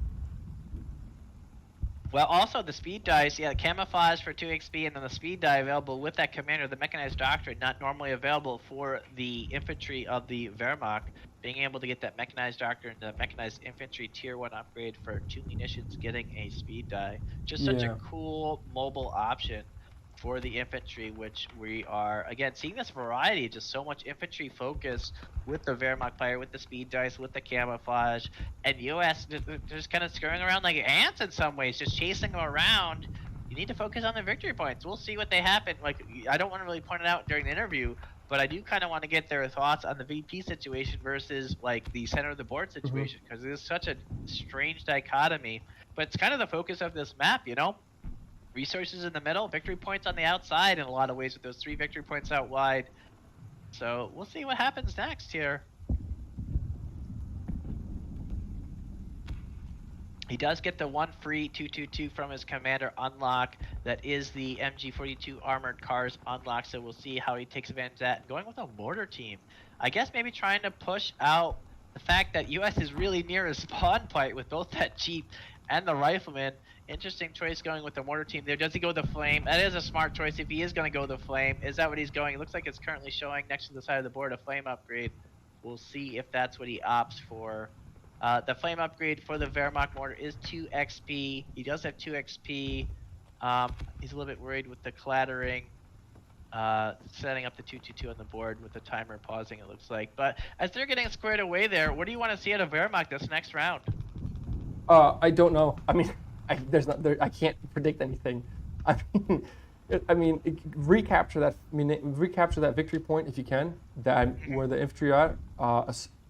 Possibly that. He's doing really well. I mean, it's so interesting because it's like this play is so all over the place. You know what I mean? And I don't even know what to see from Wehrmacht. I really don't. Maybe unlock canisters, but he needs that for the next round to get the smoke canisters, which would have saved them there. I don't know. Well, he did opt in for the flames for that mortar team. Again, flame does, just for those new, flame does ignore all cover, so it is a great option, and it's guaranteed damage. Unlike normally mortars have just AG damage, so it's kind of that incendiary round for the Wehrmacht mortar. That's kind of what it's representing. So we're gonna have that showcased here with that. It's gonna be 1 flame, 1 AG from that mortar. So just that's a guaranteed kill on that. Basically, that Willie's Jeep. Maybe he's looking to use that, just kind of focus it which way the Jeep goes, and then he doesn't have to hunt it down. The 222 can focus the 222 where he wants it. Maybe that's the option. But that mortar team can't enter the building to recapture that victory point right in front of his face. So it is tough choices there. Again, but another infantry that's in the center of the map. That Grenadier could easily take that. If that if that rifleman leaves that victory point. So we'll see how a lot of choices here, a lot of cool decision making going in this round. So in comes Tassos. How you feeling, man? It's such an interesting game. What are your thoughts on it so far? I can say that it's definitely interested. The map, the way the map is laid down, because VPs are further away and the center has a lot of resources, but they're gonna have to possibly run up to VPs at some point, otherwise you're gonna lose the VPs, which I need to do. And I can say that the middle is slightly less crowded than I thought it would be. So my plan now is, after I have reinforced the middle a lot, and I do have a decent amount of team weapons. I have 3 plus 3 infantry, so might be a bit low in infantry. Maybe next round I'm gonna spawn an infantry with another Jeep just to push forward to the VPs, and I'll definitely try to capitalize on getting the middle VP. And now that I got the major, I have some leeway versus all the camouflage that is happening again. I didn't expect him to throw the 222 to me. That I can say that's a win. I have already killed 2 units, but even though I have killed 2 units, because of my VP control, I'm at 4 VPs and he's at 7.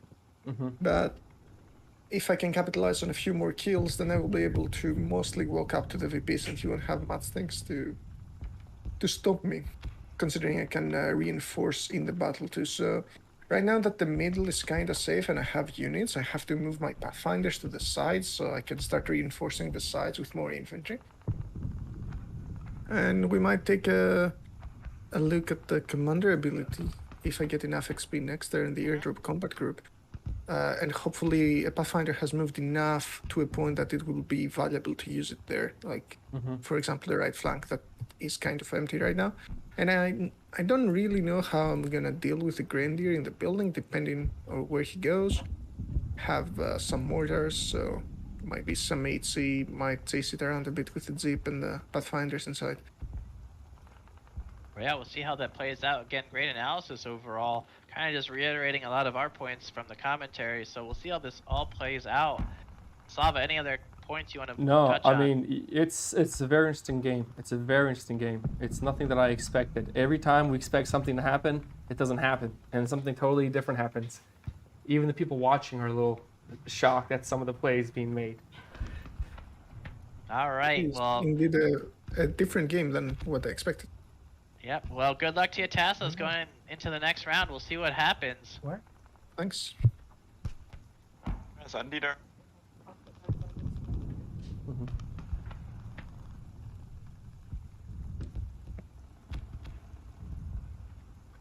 All right, now with Dieter joining us here. Hi. What are your thoughts, Dieter?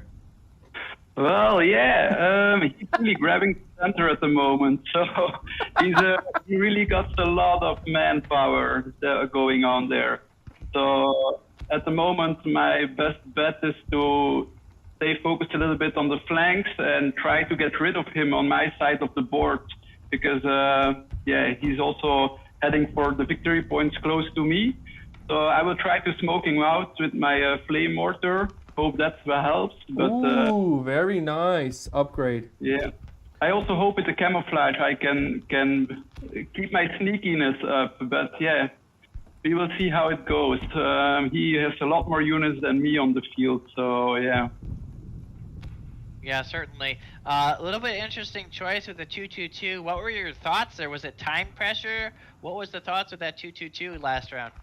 Yeah, I just didn't expect him to focus everything on one unit. So, but yeah, he has a lot of powerful units, and I'm not fast enough to do the math at the moment. So yeah, he put all his power on one unit, and yeah, it was just gone in 1 minute.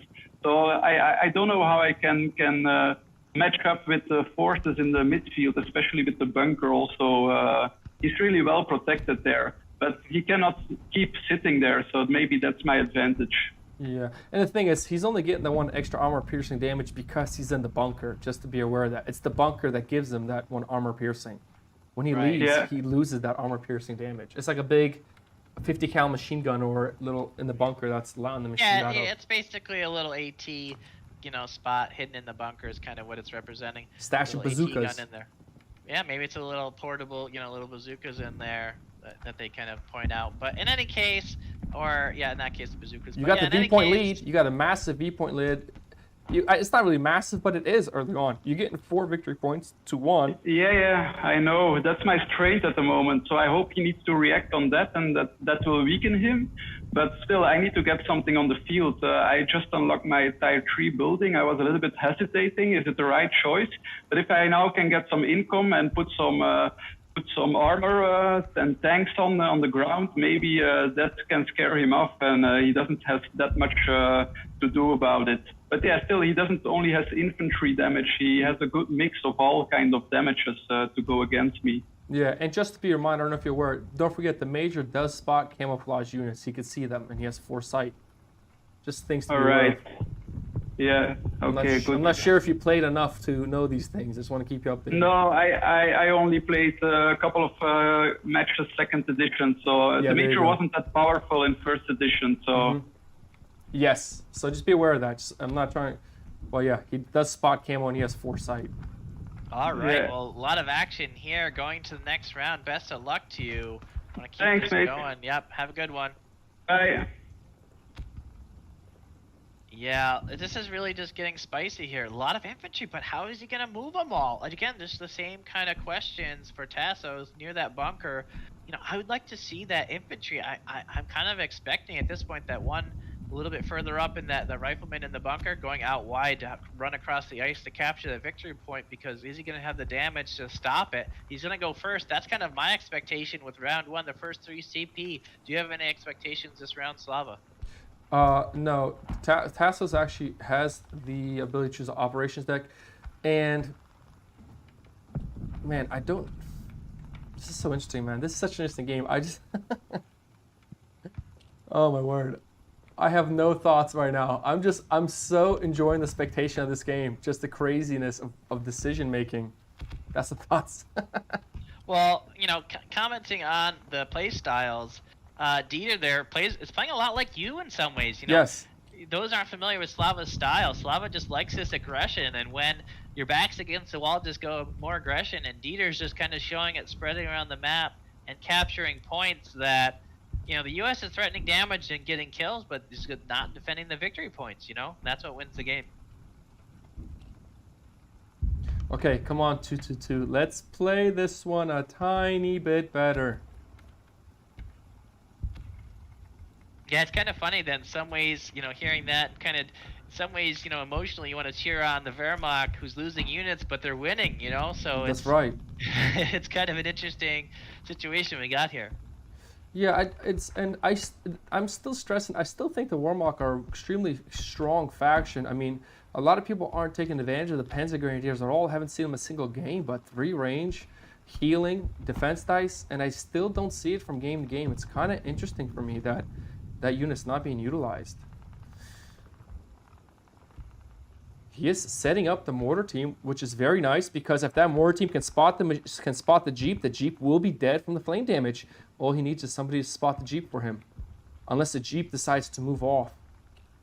And he does have a spotter. That is a very nice play. I think the mortar setup's nice, and if the mortar doesn't hit the Jeep, he has the option to hit the building with the flame upgrade. That's guaranteed 1 damage. Not. Here's gonna use a speed dice there. Okay.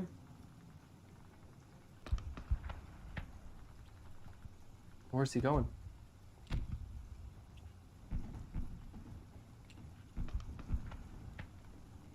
That's just 1 cube. I like that play. I like moving up against the mortar, making the mortar now have to make decisions. Move the 2-2-2 up. Just move it up 1. It's not a big deal. Not sure I like that play. Wait. Why? I'm not sure what happened there, Brian. His pulled back his Grenadiers. I'm not sure what I missed there. Interesting to see all these options kind of unfolding. Yeah, he's pulling back out of the building. I don't think he wants to assault. This is an interesting choice. He doesn't want to assault the building, or maybe, I don't know, I don't think he is, right? He just speed died and moved the 1 cube, so he's not assaulting that victory point building. So we'll see what happens there. I mean, we'll there you see. go. I mean, yeah, that's exactly what I mean. Like, you just... But maybe he's baiting him out. I mean, we'll see what happens. You know, a lot of things could still go on. That 2-2-2 can still move forward again, and not kind of knock out that Jeep. That's kind of what I'm expecting from that 2-2-2. But we'll still see 3 CP left on that. We are on a 3-5, so he could be expecting again. This is only basically turn 2 for the Wehrmacht player, so still many CP left to be placed. At least 1 more set worth. And where else does the Wehrmacht need to move right now? I don't know. Like, I think they're fine overall with where they're at. So just assault the Hex. You don't need to do that. I guess he doesn't know the assaulting, or he could have just assaulted the mortar team. Yeah, I'm not sure if he's moving next to him or assaulting. Yeah, a lot of these people, again, they maybe played a lot of first edition. Not for me, it's only a 3 because that is a great finale for the U.S. for this round. If that was it, we'll see how this plays out for that side of the map. And then is the U.S. also looking to hop in the bunker? Didn't look like they're hopping it out yet, so maybe this is a 4.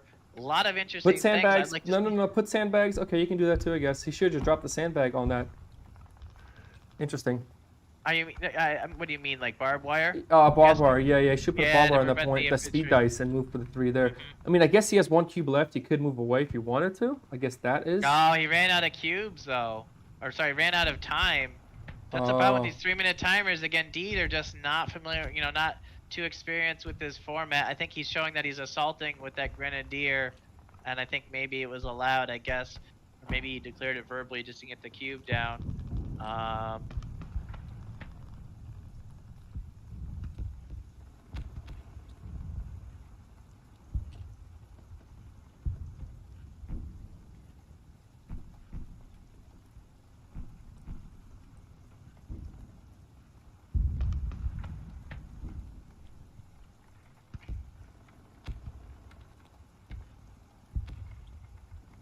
Yeah, so this game is still, wow, just a big I don't want to say overreaction, but just a big reaction. We do get to see, like I called out, that rifleman running across the frozen lake to capture that victory point and munitions out wide. That was really what I predicted, just Tassos just finally putting the pieces together and using those infantry, and maybe Dieter starts to crumble here. I don't know. I would have liked to see maybe a little bit more from Dieter, maybe running with, instead of that Grenadier chasing after that mortar team, maybe jumping on that Willie, where that Willie's Jeep is in the center of the map, maybe seeing the 2-2-2 threatening that spot, maybe keeping the focus up and the pressure up on the VPs and just kind of keep trading units for victory point capture points and just getting the VPs that way. So we'll see how this pans out. I mean, he is going to lose the one on the outside near the Forester, that fuel and victory point. He is going to lose that victory point and munitions on the outside. So it looks like Tassos and also no damage threatened on the center of the map. Again, this Jeep just what is the value from this Jeep? Letting this slide again. I think Dieter, man, I don't know. This 2-2-2 play, I'm just not really impressed with that. I mean, the VPs was great, but early game start. And here's what I mean. If he would have assaulted this Hex here, he would have actually taken that point. But without, I don't know, maybe we should tell him, hey, Dieter, do you know what assaulting is? I'm going to talk to him a little bit. Maybe he's unaware of like how that works. And I'll talk to him about why he should have done that there when he comes in. Oh, he's retreating out there. Interesting. I think it was afraid of that, basically both the MG and the Major being able to throw out a lot of damage. So And yeah, the I mean, mortar team. It was 3 units.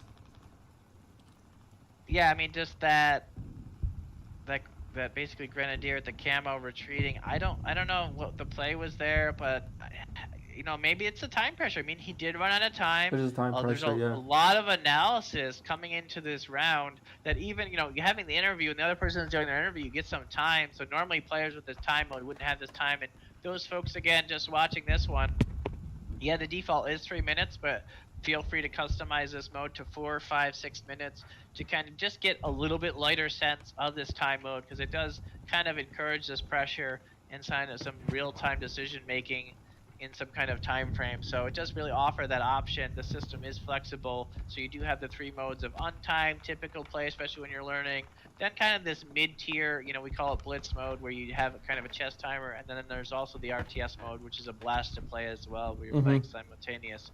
So yeah, I mean, focusing on, I think Tassos is really just showing the advantage of this commander, getting infantry out all over the board, having his Jeep support, just really showing the versatility of this commander.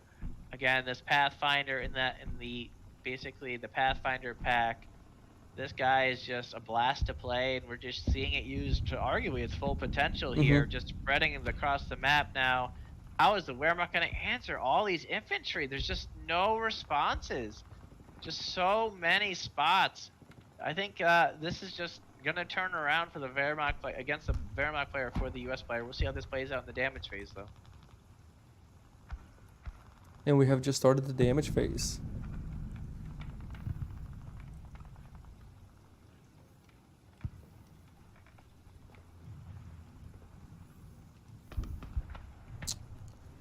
Man, another infantry squad wiped. He pretty much is losing a unit around, a unit of damage phase. Which one got wiped? The one that's assaulting the building? No, it's gonna be this one's gonna get wiped right here. The Pathfinder's upgraded. Well, I think that's assaulting the building. We'll see what happens. So basically what happens is, since it's assaulting in the building, it doesn't get defense dice, so that is looking like it is going to be a wipe. But yeah, it's tough, right? I mean, this commander, you know, maybe he's going to turn things around if he can get 7 XP. We'll see how many XP once all the damage are assigned. There's going to be a lot of XP, and if there's units lost, what's going to happen here? We don't know. I mean, I guess there's not too much on the other parts of the map because of all the retreating units. Maybe you don't retreat. Maybe you have to take chances with your back against the wall as Wehrmacht in this kind of high stakes, high pressure situation, you know? Right. It's really tough to see. You kind of, again, this is kind of that dichotomy. We're seeing a lot of retreats where second edition does reward standing your ground because you do get the XP for targeting an opponent. And our multi-hex bunkers, no, they are not indestructible for those watching. They just have individual hexes can be destroyed of the bunker. So each have 6. Each hex has 6 health. All right. So just clarifying that to the referee. But I mean, overall, you can kind of see the focus of this map. The blue player not really focusing on. I mean, that Jeep, you know, that Kuba wagon. What is it doing over there? It's just gonna tickle that Pathfinder. Didn't sweep around and capture that double munitions. Nobody's captured that yet this game. Is there even a flag? I think the flag is hidden in the destructible building, destroyed building. But yeah, just not really seeing. I think it's a time pressure, kind of like he told us during the interview. If you're not familiar with this format, I understand some reservations. You know, people especially starting out with the format, maybe get a practice game for these tournaments with this format. just to see the feeling of the time pressure. Because after you played a game or two, you kind of get accustomed to it. So if this is your first game with the system, yeah, it's going to be a little bit of growing pains. What are your thoughts on that, Slava? Because you kind of went through this, seeing the system after we played a bunch of games without a timer. Yeah. The thing is, like when we play here, first of all, TTS in real life plays different, because in real life you don't have all these like weird dices and stuff falling. In TTS, oh, he's dead. Look at that. 4 reds on the defense roll. Ooh. I guess that could help him out, but nice wipe there, man. But yeah, so I like the timers. We use the timers here when we play big games, but we only use it when we feel like the other team is taking too long with a decision. We just flip the 3-minute timer that comes with the game with the first edition Company Heroes game. Well, yeah, that soft timer rule is still going to be there. Basically what Slava is saying, that's kind of the ultra soft timer where, hey, look, normally you can kind of flip the timer for each individual turn of the maneuver and giving 3 minutes. So like if a turn goes 5 turns, that's 15 total minutes that they could be spending. So, but even Slava's even softer than, so he waits and says, okay, well, yeah, you guys are just talking too much. Let me just flip the timer and give you 3 more minutes. So again, you just have so many options with the timer. What works for you as a player? You can be playing this game all day long. If you want to sit there and get a meal, take a break halfway, an intermission, and really just dig down like chess and no timers. This game really is flexible because there is some deterministic damage, some variables with defense dice and armor types, and people want to calculate things out. As kind of Dieter pointed out as well, he's got to do a lot of calculations on the fly in this timer mode, and mistakes are going to be made on both parties. So sometimes, kind of like chess, if you take a quick move, the opponent didn't have much time to analyze their next move as you're making your move, so then they're on the clock again and they're burning their time, where if you take a long time, they could be analyzing their next move. So there's a lot of like hidden layers to this mode, and then throw in the operations deck, which is just a huge wrench as well in the system. Just like so many cool variables. Yeah, now, am I correct? This building should have taken 2 damage, once from the HE and one from the flame? Or did the HE miss and it was just 1 flame? We can point that out. Is this this right here? Building. Damage to the building. Released flame. Damage to building. Just kind of pointing that out.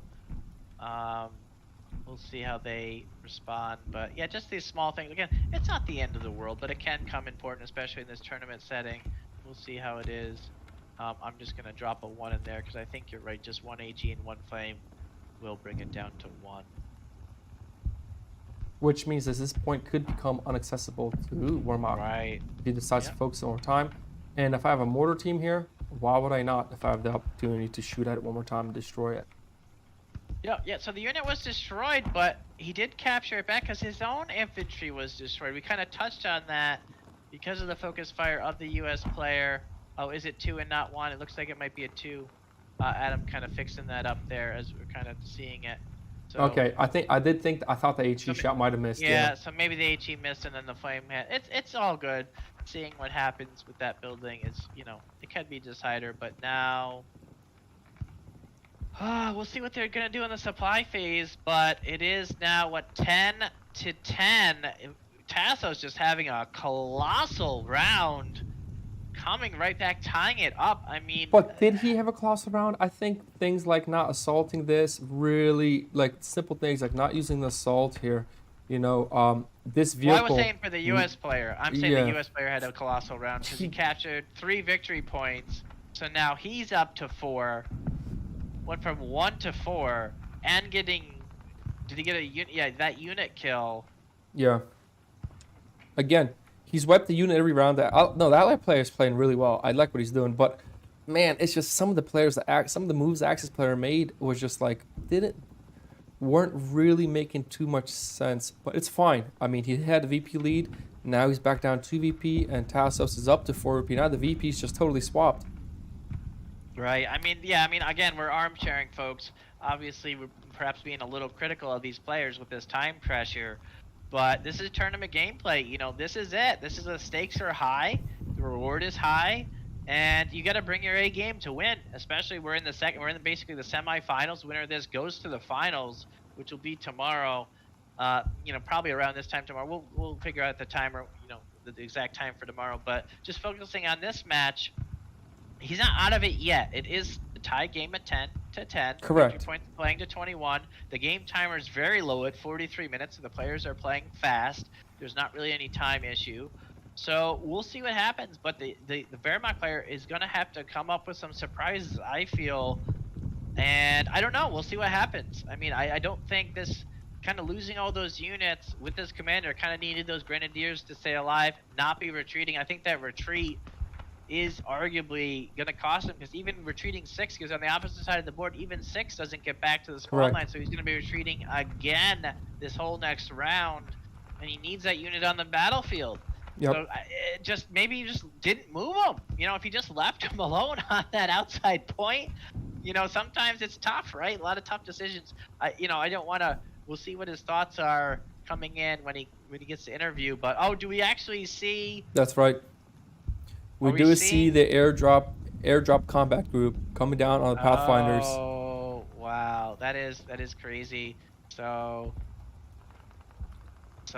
yeah, there's some TTS tricks to stop when those infantry trays kind of spread out like this. But yeah, I think that's gonna lock up that side of the map. It is interesting to do that in the corner, but that just is where the Pathfinder is. It is what it is over there.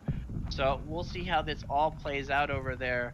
But that kind of locks down that corner for the rest of the game, leaving that Kubel wagon only to skirt out of there and just kind of forfeit that position. But on the flip side, it does lock down that corner, but 3 munition. Basically, what is the cost on that? It 3 is manpower, 6 munitions. Yeah, to throw it on a corner that you already arguably had. Yep. I don't know if that's the best use No. of resources. He should have put it probably right here.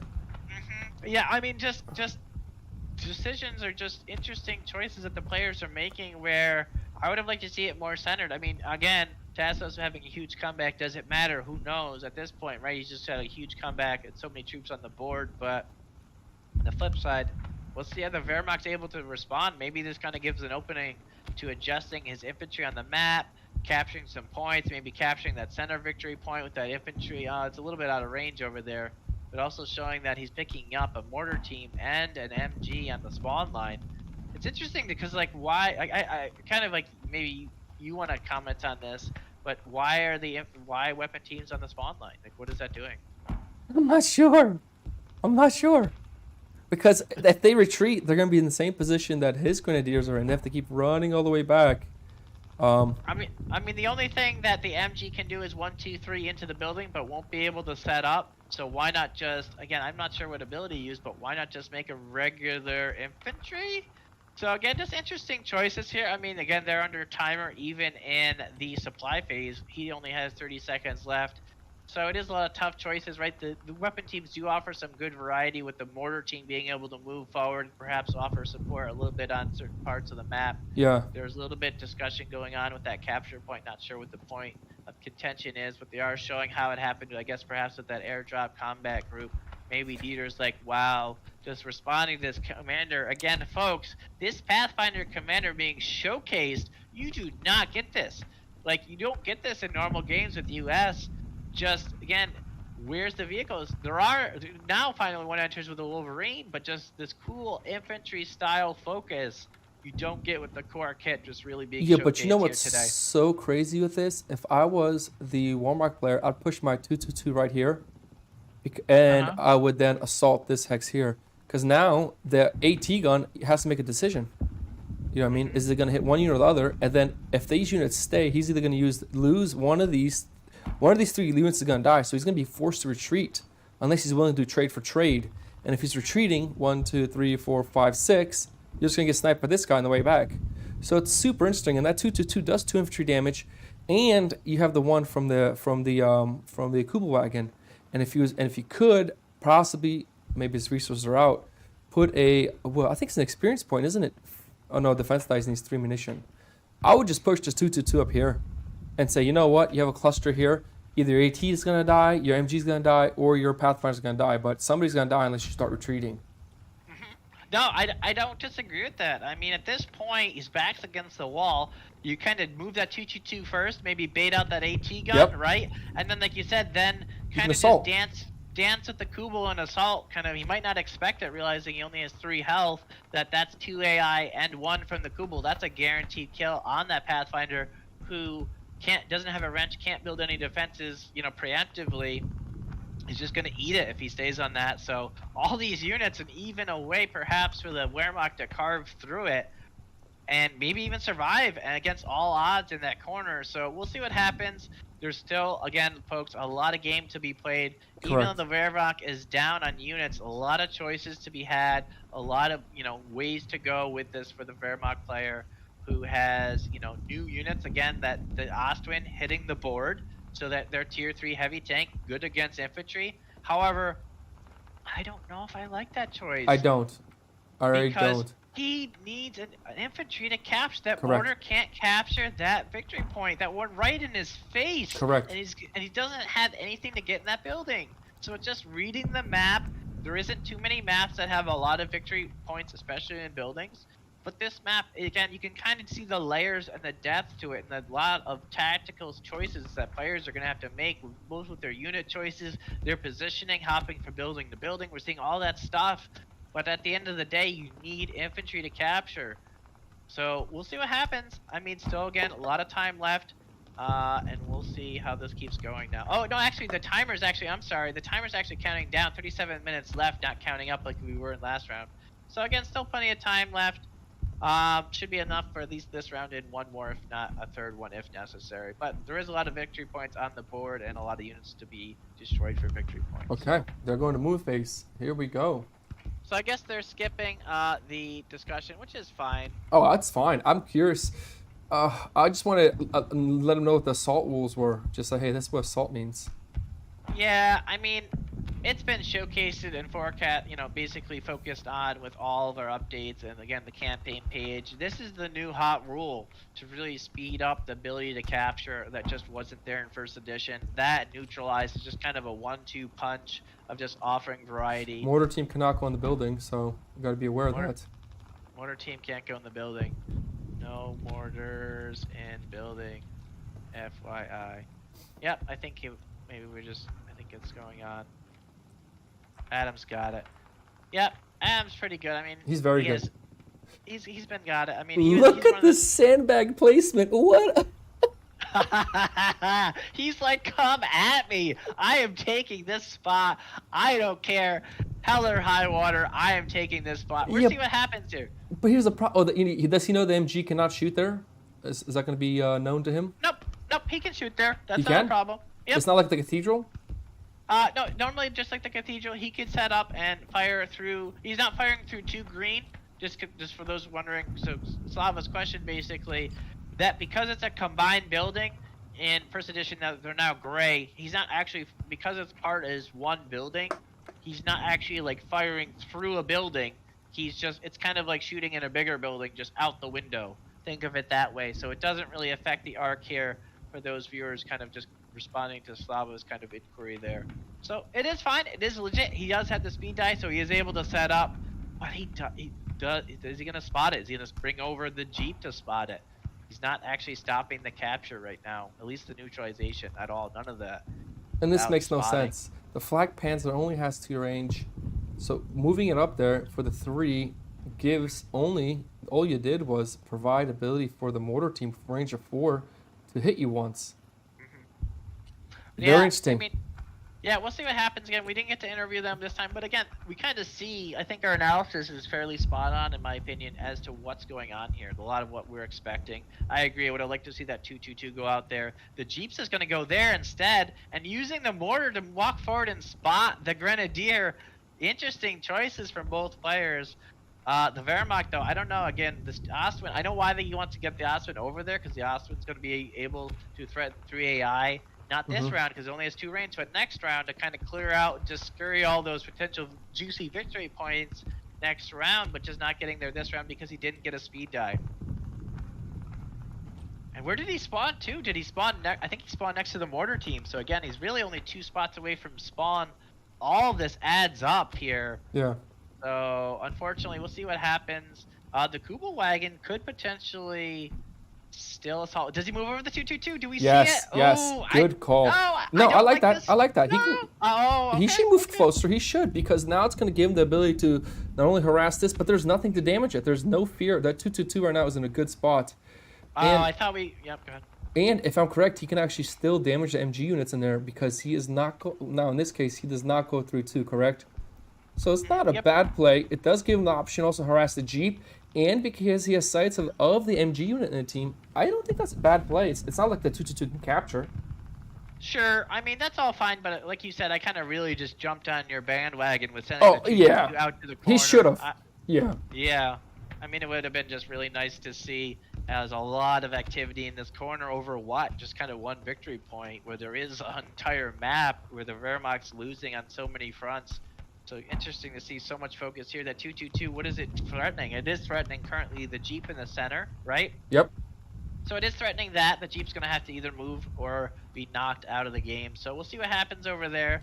Wehrmacht, again, back against the wall. He doesn't really have that many units. No, he does not.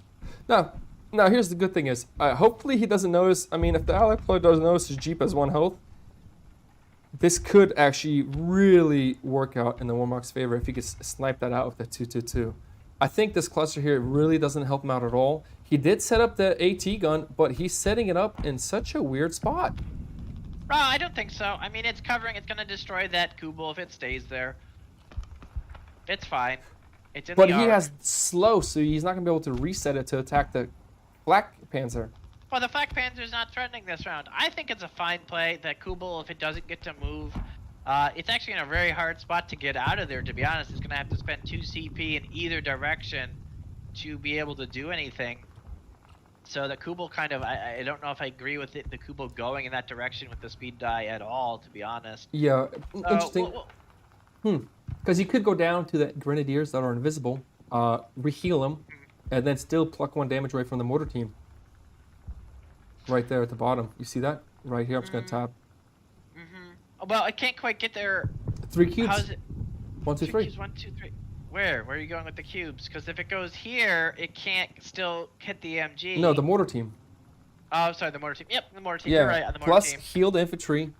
And if the mortar team retreats, technically then, guess what? The infantry won't take any damage, aka capturing the point. Let's see if he does it. 1. Okay.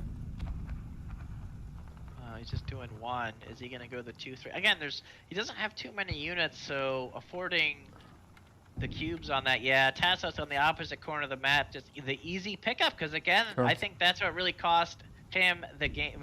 Dieter, basically the blue Wehrmacht player, the game is really just causing that. Basically, that retreat from last round just paying dividends round after round, with Tassos taking the opposite victory points. So it is starting to spiral a little bit out of control, where those just losing unit round after round, he just lost a lot of steam, I feel. But we'll still see how it plays out. Plenty of game to be had here. We'll see how the damage falls. And yeah, he's gonna need some kills here. I'm not sure where his damage is at though. What is he threatening? He's not even, what is he able to hit? He's gonna need a crit, this mortar spotting for himself outside of his spawn point. He's gonna need a 1 in 6 chance to. Oh no, he doesn't have a Can't spotter spot. on that Pathfinder. Yeah, it's camo. Oh man, I think he's the just idea getting would be. picked apart. No, I guess the Ugh. idea would be the mortar hits the Jeep, the MG, the 222 hits this. Do you know what I mean? And then these Yeah. guys, they're gonna get pinned. So yeah, that might be the ideal because. But the mortar team, yeah, it's. Okay, well he does kill the Jeep middle. I Yeah, would do he'll that kill the with Jeep, it's the mortar team. So The that's two- not the worst thing. No, yeah. it's not the worst. But the thing is, I mean, I guess maybe the Flak Panzers are gonna go in next round and really harass the corner here, but.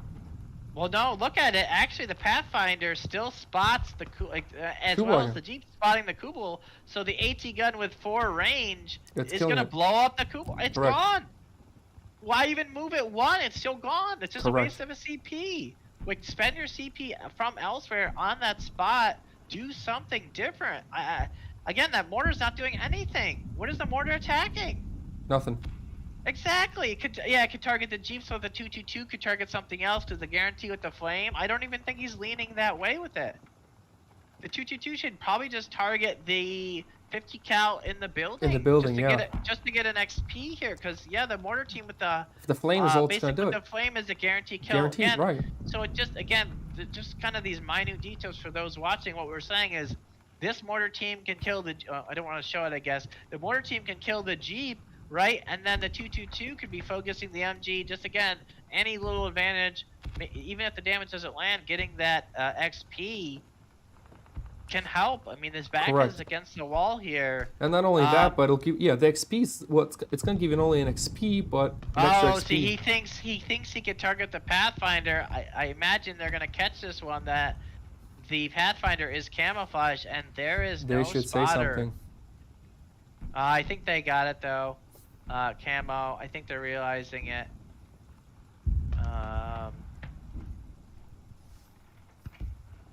Yeah, I Camo, think they no noticed the spotter. camo too. Good thing we have that ref there, man. He is doing just work for us. Great, man. He really picking up on things. Yeah, I mean, we're just arm-chairing it. We got it. I mean, I don't want to pick on him. He's doing a great job reffing. But, I mean, we're just kind of spotting these things as they happen. No pun intended there. So, yeah, I don't know. I think it's just kind of falling apart for the Wehrmacht. I think just losing a unit round after round. I mean, here's what can get him back. If he gets that 222 and the Grenadiers next round, that will allow him to go right and capture a point in the middle. Because, I mean, what's the biggest threat right now on the board? There's no anti-tank on the board still from the Allies. He has a ton of resources, but he's still nothing on the board. You know what I mean? Yeah, it's victory points. He's ahead by, 1 victory point. It's going to be so interesting. Again, putting a 222, I'm not sure if he knows he has 3 range. The problem is we're going to see here, we're going to see basically, I think we might see a surrender because the U.S. player has all 5 victory points. Right? Is there 5 or 6 in this map? 5 out of 6? No, they have all 6? They're gonna have all 6? Yeah. This is over. I mean, it's unfortunate to see as it's kind of, again, falling apart in front of our eyes here. All 6 victory points. So he's at least going from 10 to 16 before any kills. Yeah, I mean, it just adds up, unfortunately, folks. Again, I think it's just this timer mode. Not used to the time pressure. But we'll see how it happens, how the dice roll. But I think just kind of a master class, if you will, showing off the U.S. prowess, especially with this commander combination. Just so many games played from Tassos, and it's just coming to life here in front of our eyes, where the U.S. just kind of dominating every corner of the map. Correct. So many bodies, all in great spots. Wehrmacht just losing unit after unit, round after round. Unforced errors. It was not really, I just want to say unforced errors because the Wehrmacht, it was just bad positioning. Again, maybe it was we kind of point out the time pressure. I mean, he gave it his all. He had a great game plan of just scurrying around, capturing the victory points, but just losing the units round after round. Again, this game supports a couple bad decisions, but you can't be making them round after round after round and expect to be in it. And even though it's 10-10, yeah, I mean, he's getting at least all 6. Kind of sad to see in the semifinal performance, but I mean, it's just hats off to Tassos. I think he just had the game plan. He knew what he was doing. He made the plays. So we'll see. We'll see as this is wrapping up, folks. But those watching, again, thanks for watching. And just really appreciate the support from the community. Again, this game wouldn't be what it is today without all the feedback we received from first edition. So thanks again for everyone. And we're going to stay to the end, of course. Again, I don't want to say it's over, but it is looking direly grim with all 6 captured by a player. Again, it's just so rare to see, but, I think a lot of it is, again, that time pressure. Some people like it, some people don't. Again, I actually really encourage it because typically a lot of people make mistakes, but, you have to also force mistakes in some way, put pressure on your opponent in spots where they're not prepared. And Dieter was doing that. The Wehrmacht there was doing it early with the blue, the blue players pushing them, spreading out wide, but just the loss of the units, maybe some different unit choices. The Flak Panzer not doing anything this round. Finally, you touched on. What is it doing? This critical round, and he sent it out wide. It's not defending that own victory point in front of his base. Nothing that can capture. It's not even damaging anything this round. So You know, you kind of, when you buy a unit, I like to say my kind of motto is, what's it doing for the next 2 rounds? What Yeah. was his plan for this round? Not even 2 rounds. What is it doing this? Again, I don't want to pick on him, but just those watching, it isn't, you know, there's as many comeback mechanisms in the game as we can put, but you have to make the choices. I guess he docked out that victory point, so he's only going to get 5, but again, that doesn't really help him long term, because that's probably the easiest one to recapture right outside of his base. Mhm. But it really comes down to just kind of want to focus on the key points of victory. Is you got to focus on your infantry. You got to you know, even light vehicles can capture, sure, to also support and capture these things, but you got to get the victory points. We saw that early, just positioning. Why did he not retreat that MG? Where did that 222 just go into the bunker? Maybe he's not familiar with the bunker, having the AP dice, but again, he could have got the free kill on that Jeep, like we pointed out. Just so many interesting choices, like, you know, just second guessing. Yeah, we're armchairing it. What would we do under the pressure? Fair enough, but it just adds up, folks.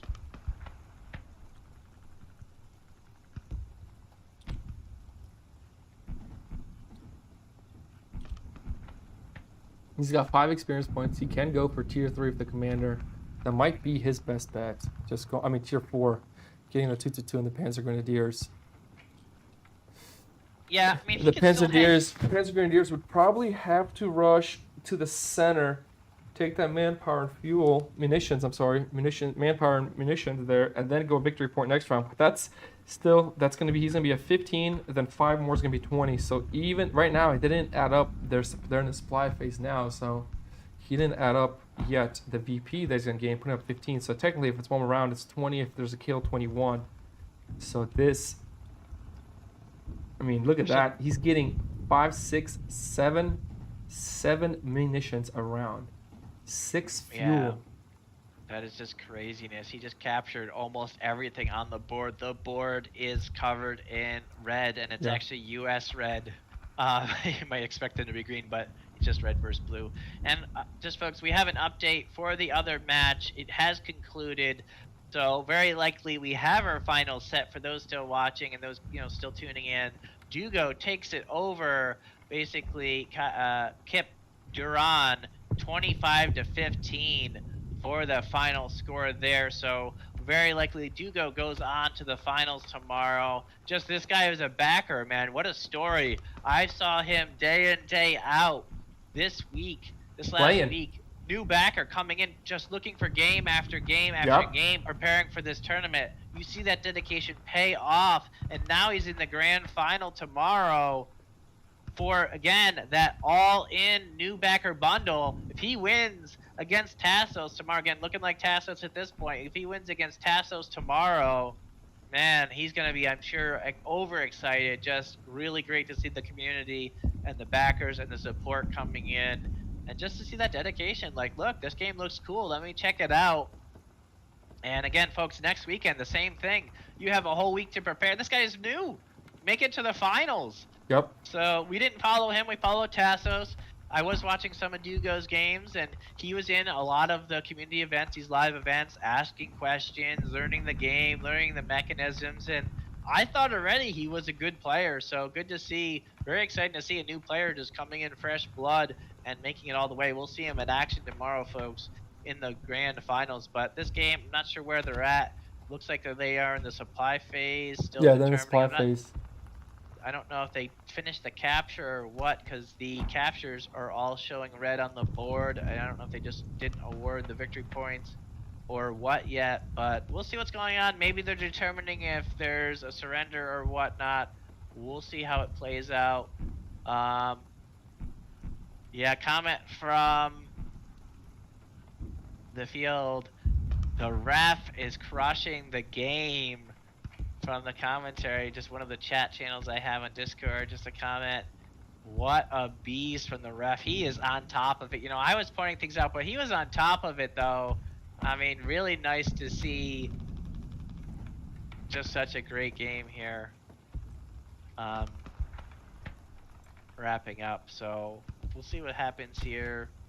Yeah, he is playing it out. I mean, I don't really blame him. I mean, it is 15-11.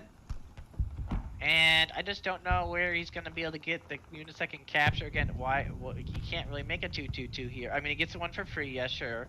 Getting a 2-2-2 for free. I mean, he needs a Kubel wagon to capture, you know, to move that infantry. Yeah, we'll see. I mean, the best of luck to him. I don't know if he's going to come in for interviews or not. But either case, either way, his back's against the wall.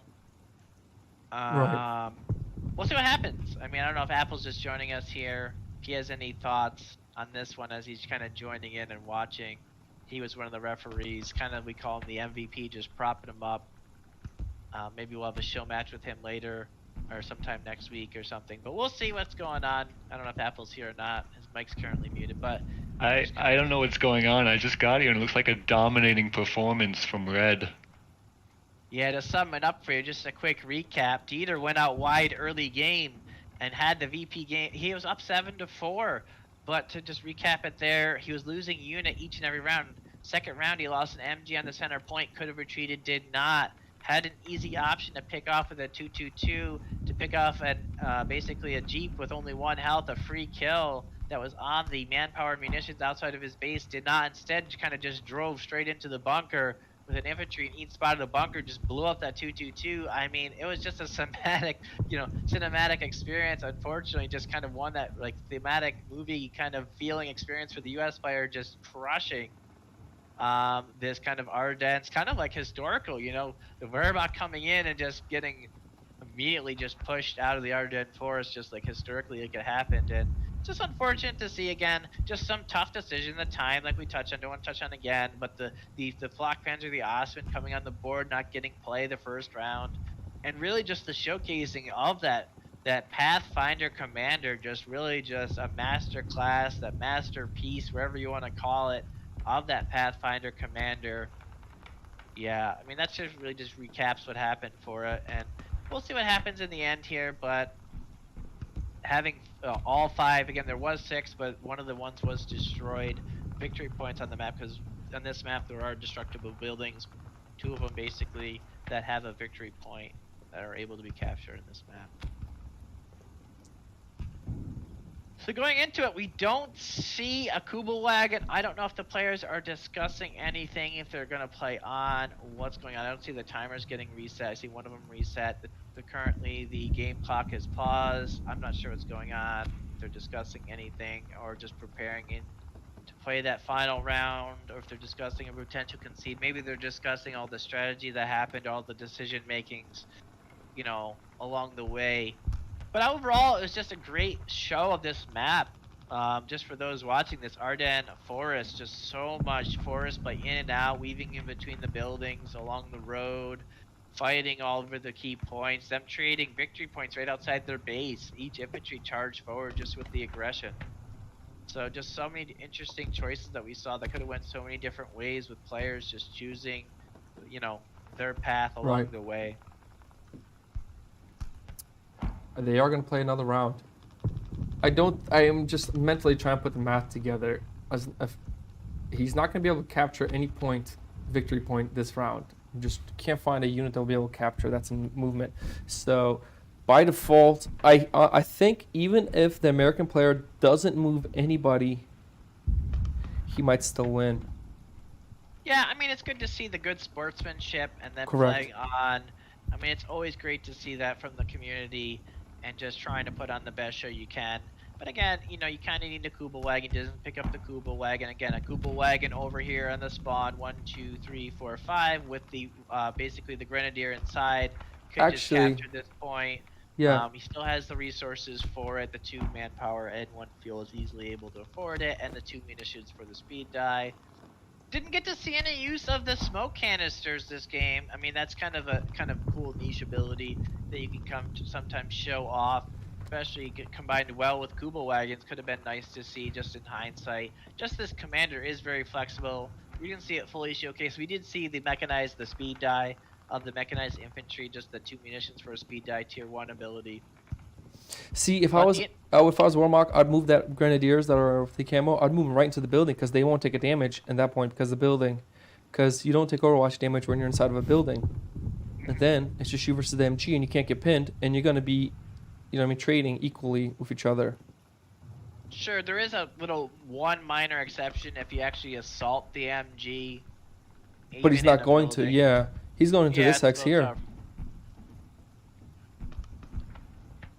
and Well, then they're planning- technically he can actually go into this hex and then run out and not take any damage whatsoever. Yeah, I mean, there's a couple choices there. We'll see what he does. However, joining us, I'm not sure if he's there. Perhaps he is. Dugo, making it to the finals. I don't know if you're there, and maybe chat. You could kind of weigh in on your thoughts on your game to kind of give those viewers who missed that one that we weren't able to cast. Not sure if he's there. Maybe he's not. Maybe he's away from his computer. Unfortunately, kind of joined in the stream. But if he's not, we're just gonna continue casting. See what's going on here.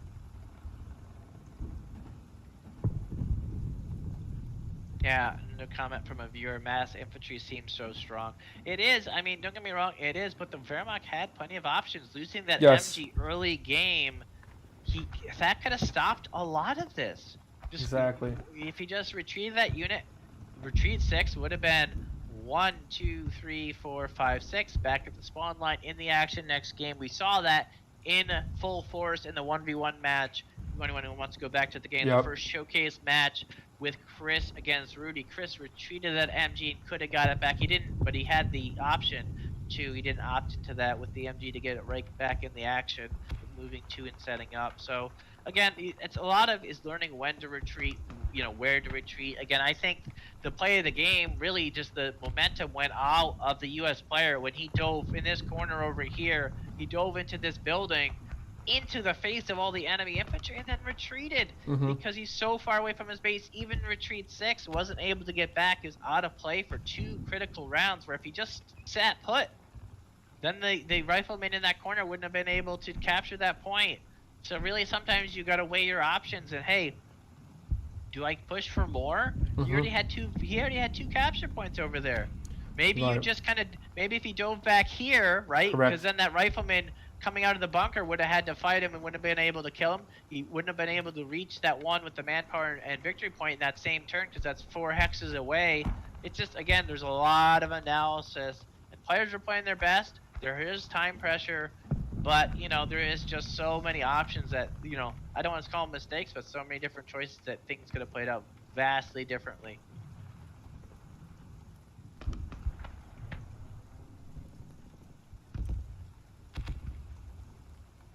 I think players are still in the supply phase here before we go in the maneuver.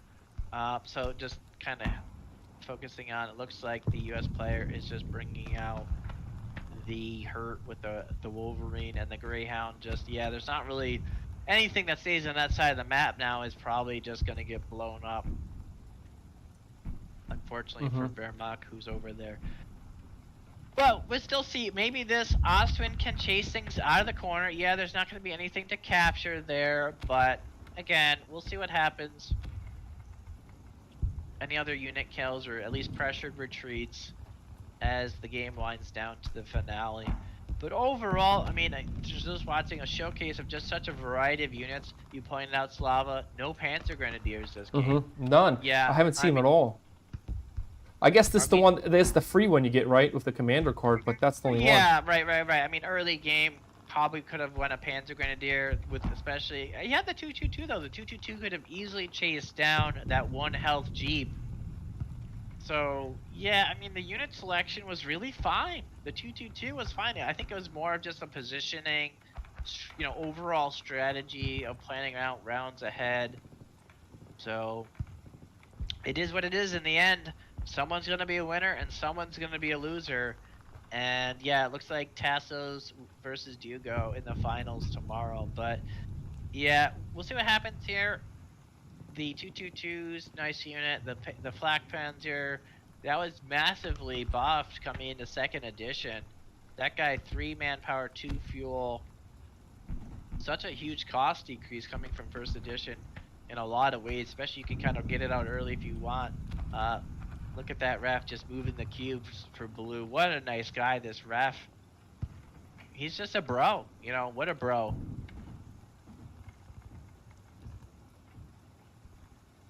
Yeah, just going forward, kind of seeing what he could do.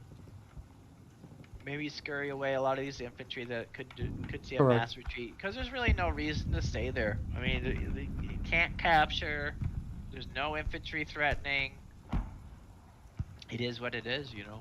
It is what it is over there. Yeah, near the spawn, he still has the mortar team, a grenadier with a speed die, another grenadier. Again, no Kubel wagon to really threaten. Nothing. You know, the victory points are 1, 2, 3, 4, 5, 6, 7 away. So I mean 7, and then 1, 2, 3, 4, 5, 6 to get to the center one. I guess if you go through the building, this one can go 1, 2, 3, 4, 5. But again, nothing within the 3 CP range for this round.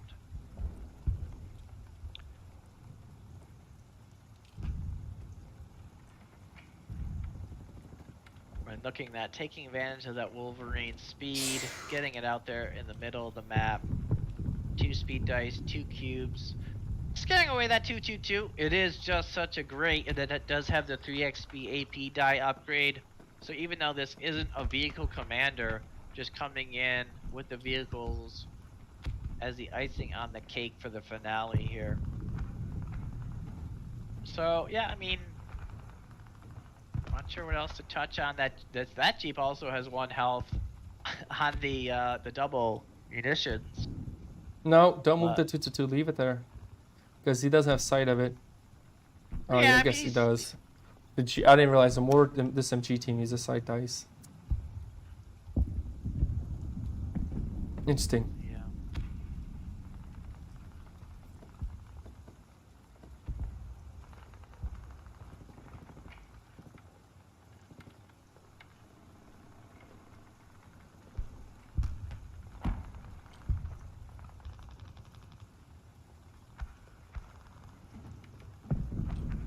Minute left on the clock. It is a 2 to 4, and it looks like it's you know, this is his 2nd turn in the round. We'll see where he goes. It looks like he's moving his rifleman forward.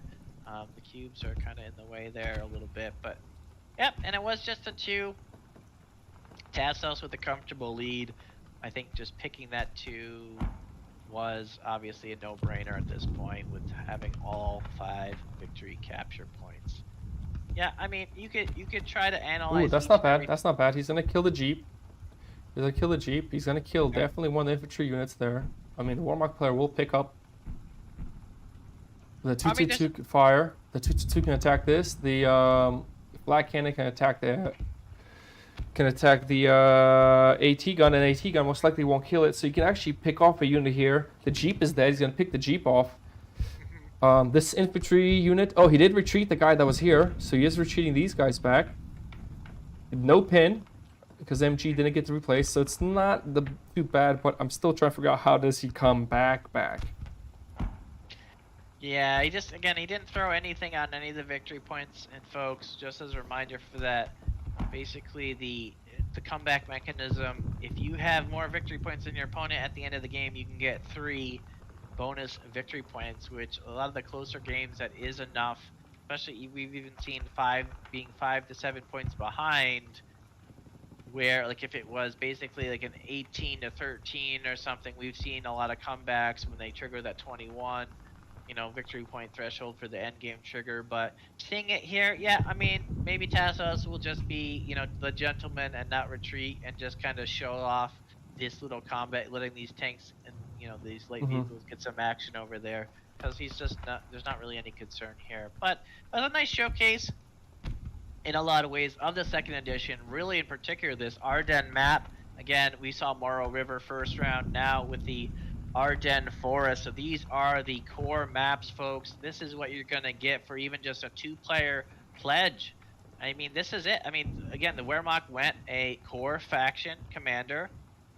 The US did, you know, if you picked up the Pathfinder pack, you would have this commander. So really, this is it. For $100, you could have pretty much this match. Just again, the one basically core commander for US different, but the rest of it, this is it. This is what you can have, and there's just so much we've seen already. US play 2 totally different ways each game. One with this Pathfinder, so you can kind of see the variety, just how the commanders have impact on the game.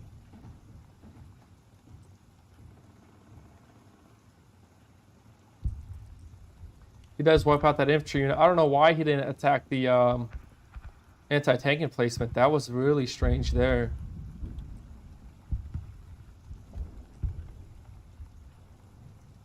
That was a really strange play. He could have hit the anti-tank emplacement and then had the 222 attack that there. Well, the 222 wouldn't have taken out. It only has 2 AI and 1 AP against a 4 health unit. Wouldn't have taken it out. The Oswin could have focused the anti-tank gun, but it gets 1 defense die. Yeah, it still has a fairly decent chance of killing it, but then there really wasn't a way. There wasn't just enough damage to knock out 2 units. So just take the 1 guaranteed and just call it a day, right? I mean, you did what you could.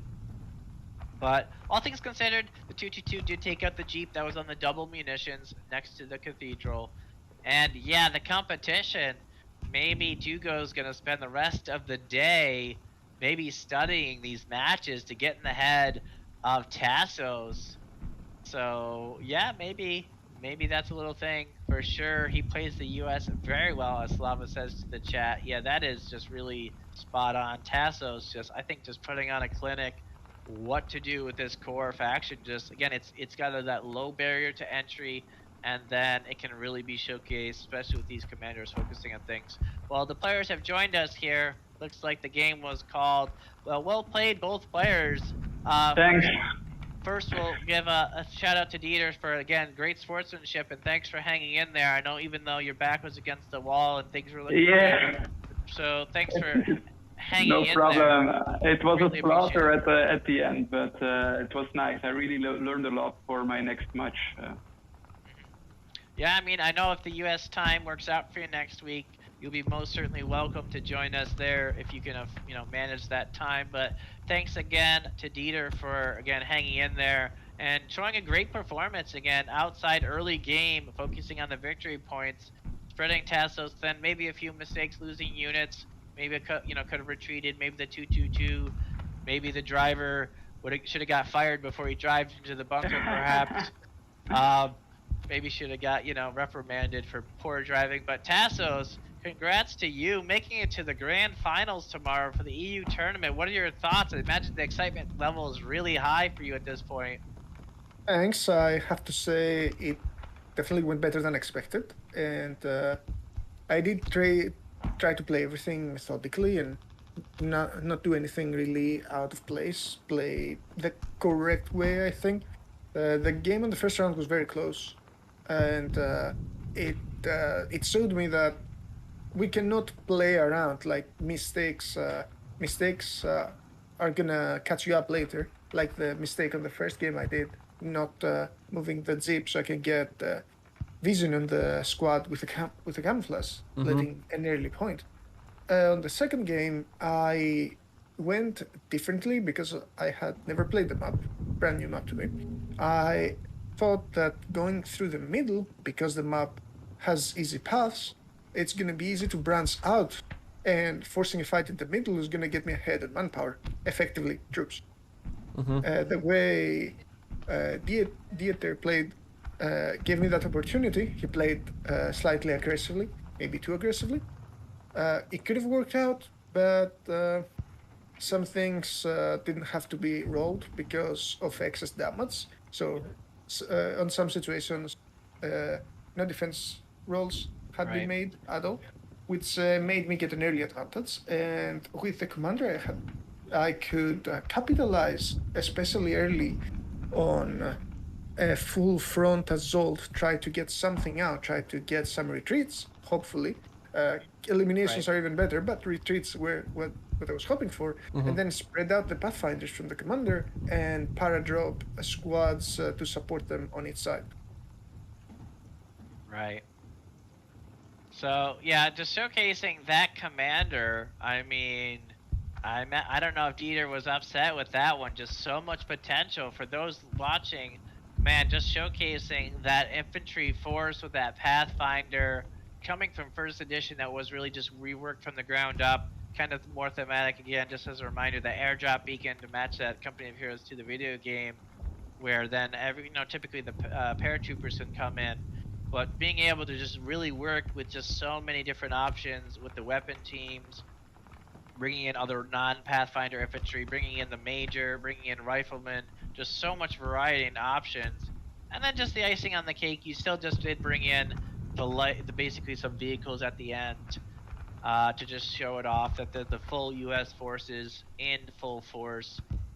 Congrats to you. And Yeah, very well played. Slava, do you have any final thoughts before Very we're well gonna do the played. final? My favorite faction is the Warmog, and like I told Brian, from all the games I've commentated, the Panzer Grenadiers are never being used, and I think they're like one of the best units in the game. I still haven't seen anybody really use them. You only got one here because the spawn from the commander. I wish I'd see them more, but the ally played very well, very well. In the beginning, focused on resource, then scattering out. A couple mistakes made on Warmock's side that really started to sway the direction. But overall, I think if the Warmock player rewatches the game, this is commentary, he might see big moments of opportunity that were lost, which might help you out big time for the American tournament. Yep. So we are having another one. Those who missed out and watch it before next weekend. So the weekend of the 16th and 17th, we're gonna be signing up after this weekend signups, and anyone who signs up can enter that one. It's gonna be a little bit more America's time favored for basically a little bit more around noon time. Probably similar format depending on how many people we get signed up, but you know, optimally up to 2 games each day, Saturday and Sunday. So if you're available around that time, America is basically centralized kind of time focus of that middle of the day, essentially for the Americas. So, and again, anyone can enter. It just kind of, that's what the time frame is. Just trying to be considerate of the backers. We did offer 2 tournaments with 2 separate winners here as kind of just a thank you to the community. I mean, again, second edition wouldn't be here without the community. Just all these dedicated playtesters, just kind of as a thank you to these playtesters. They got the game here. We want to showcase the game. We want to show their expertise and the depth of the game and what you're able to do. I mean, again, those folks, 2-player core kit almost was this entire match. I mean, again, just that little bit different commander for the US, but other than that, just the Pathfinder. Other than that, this is what you get of the core kit.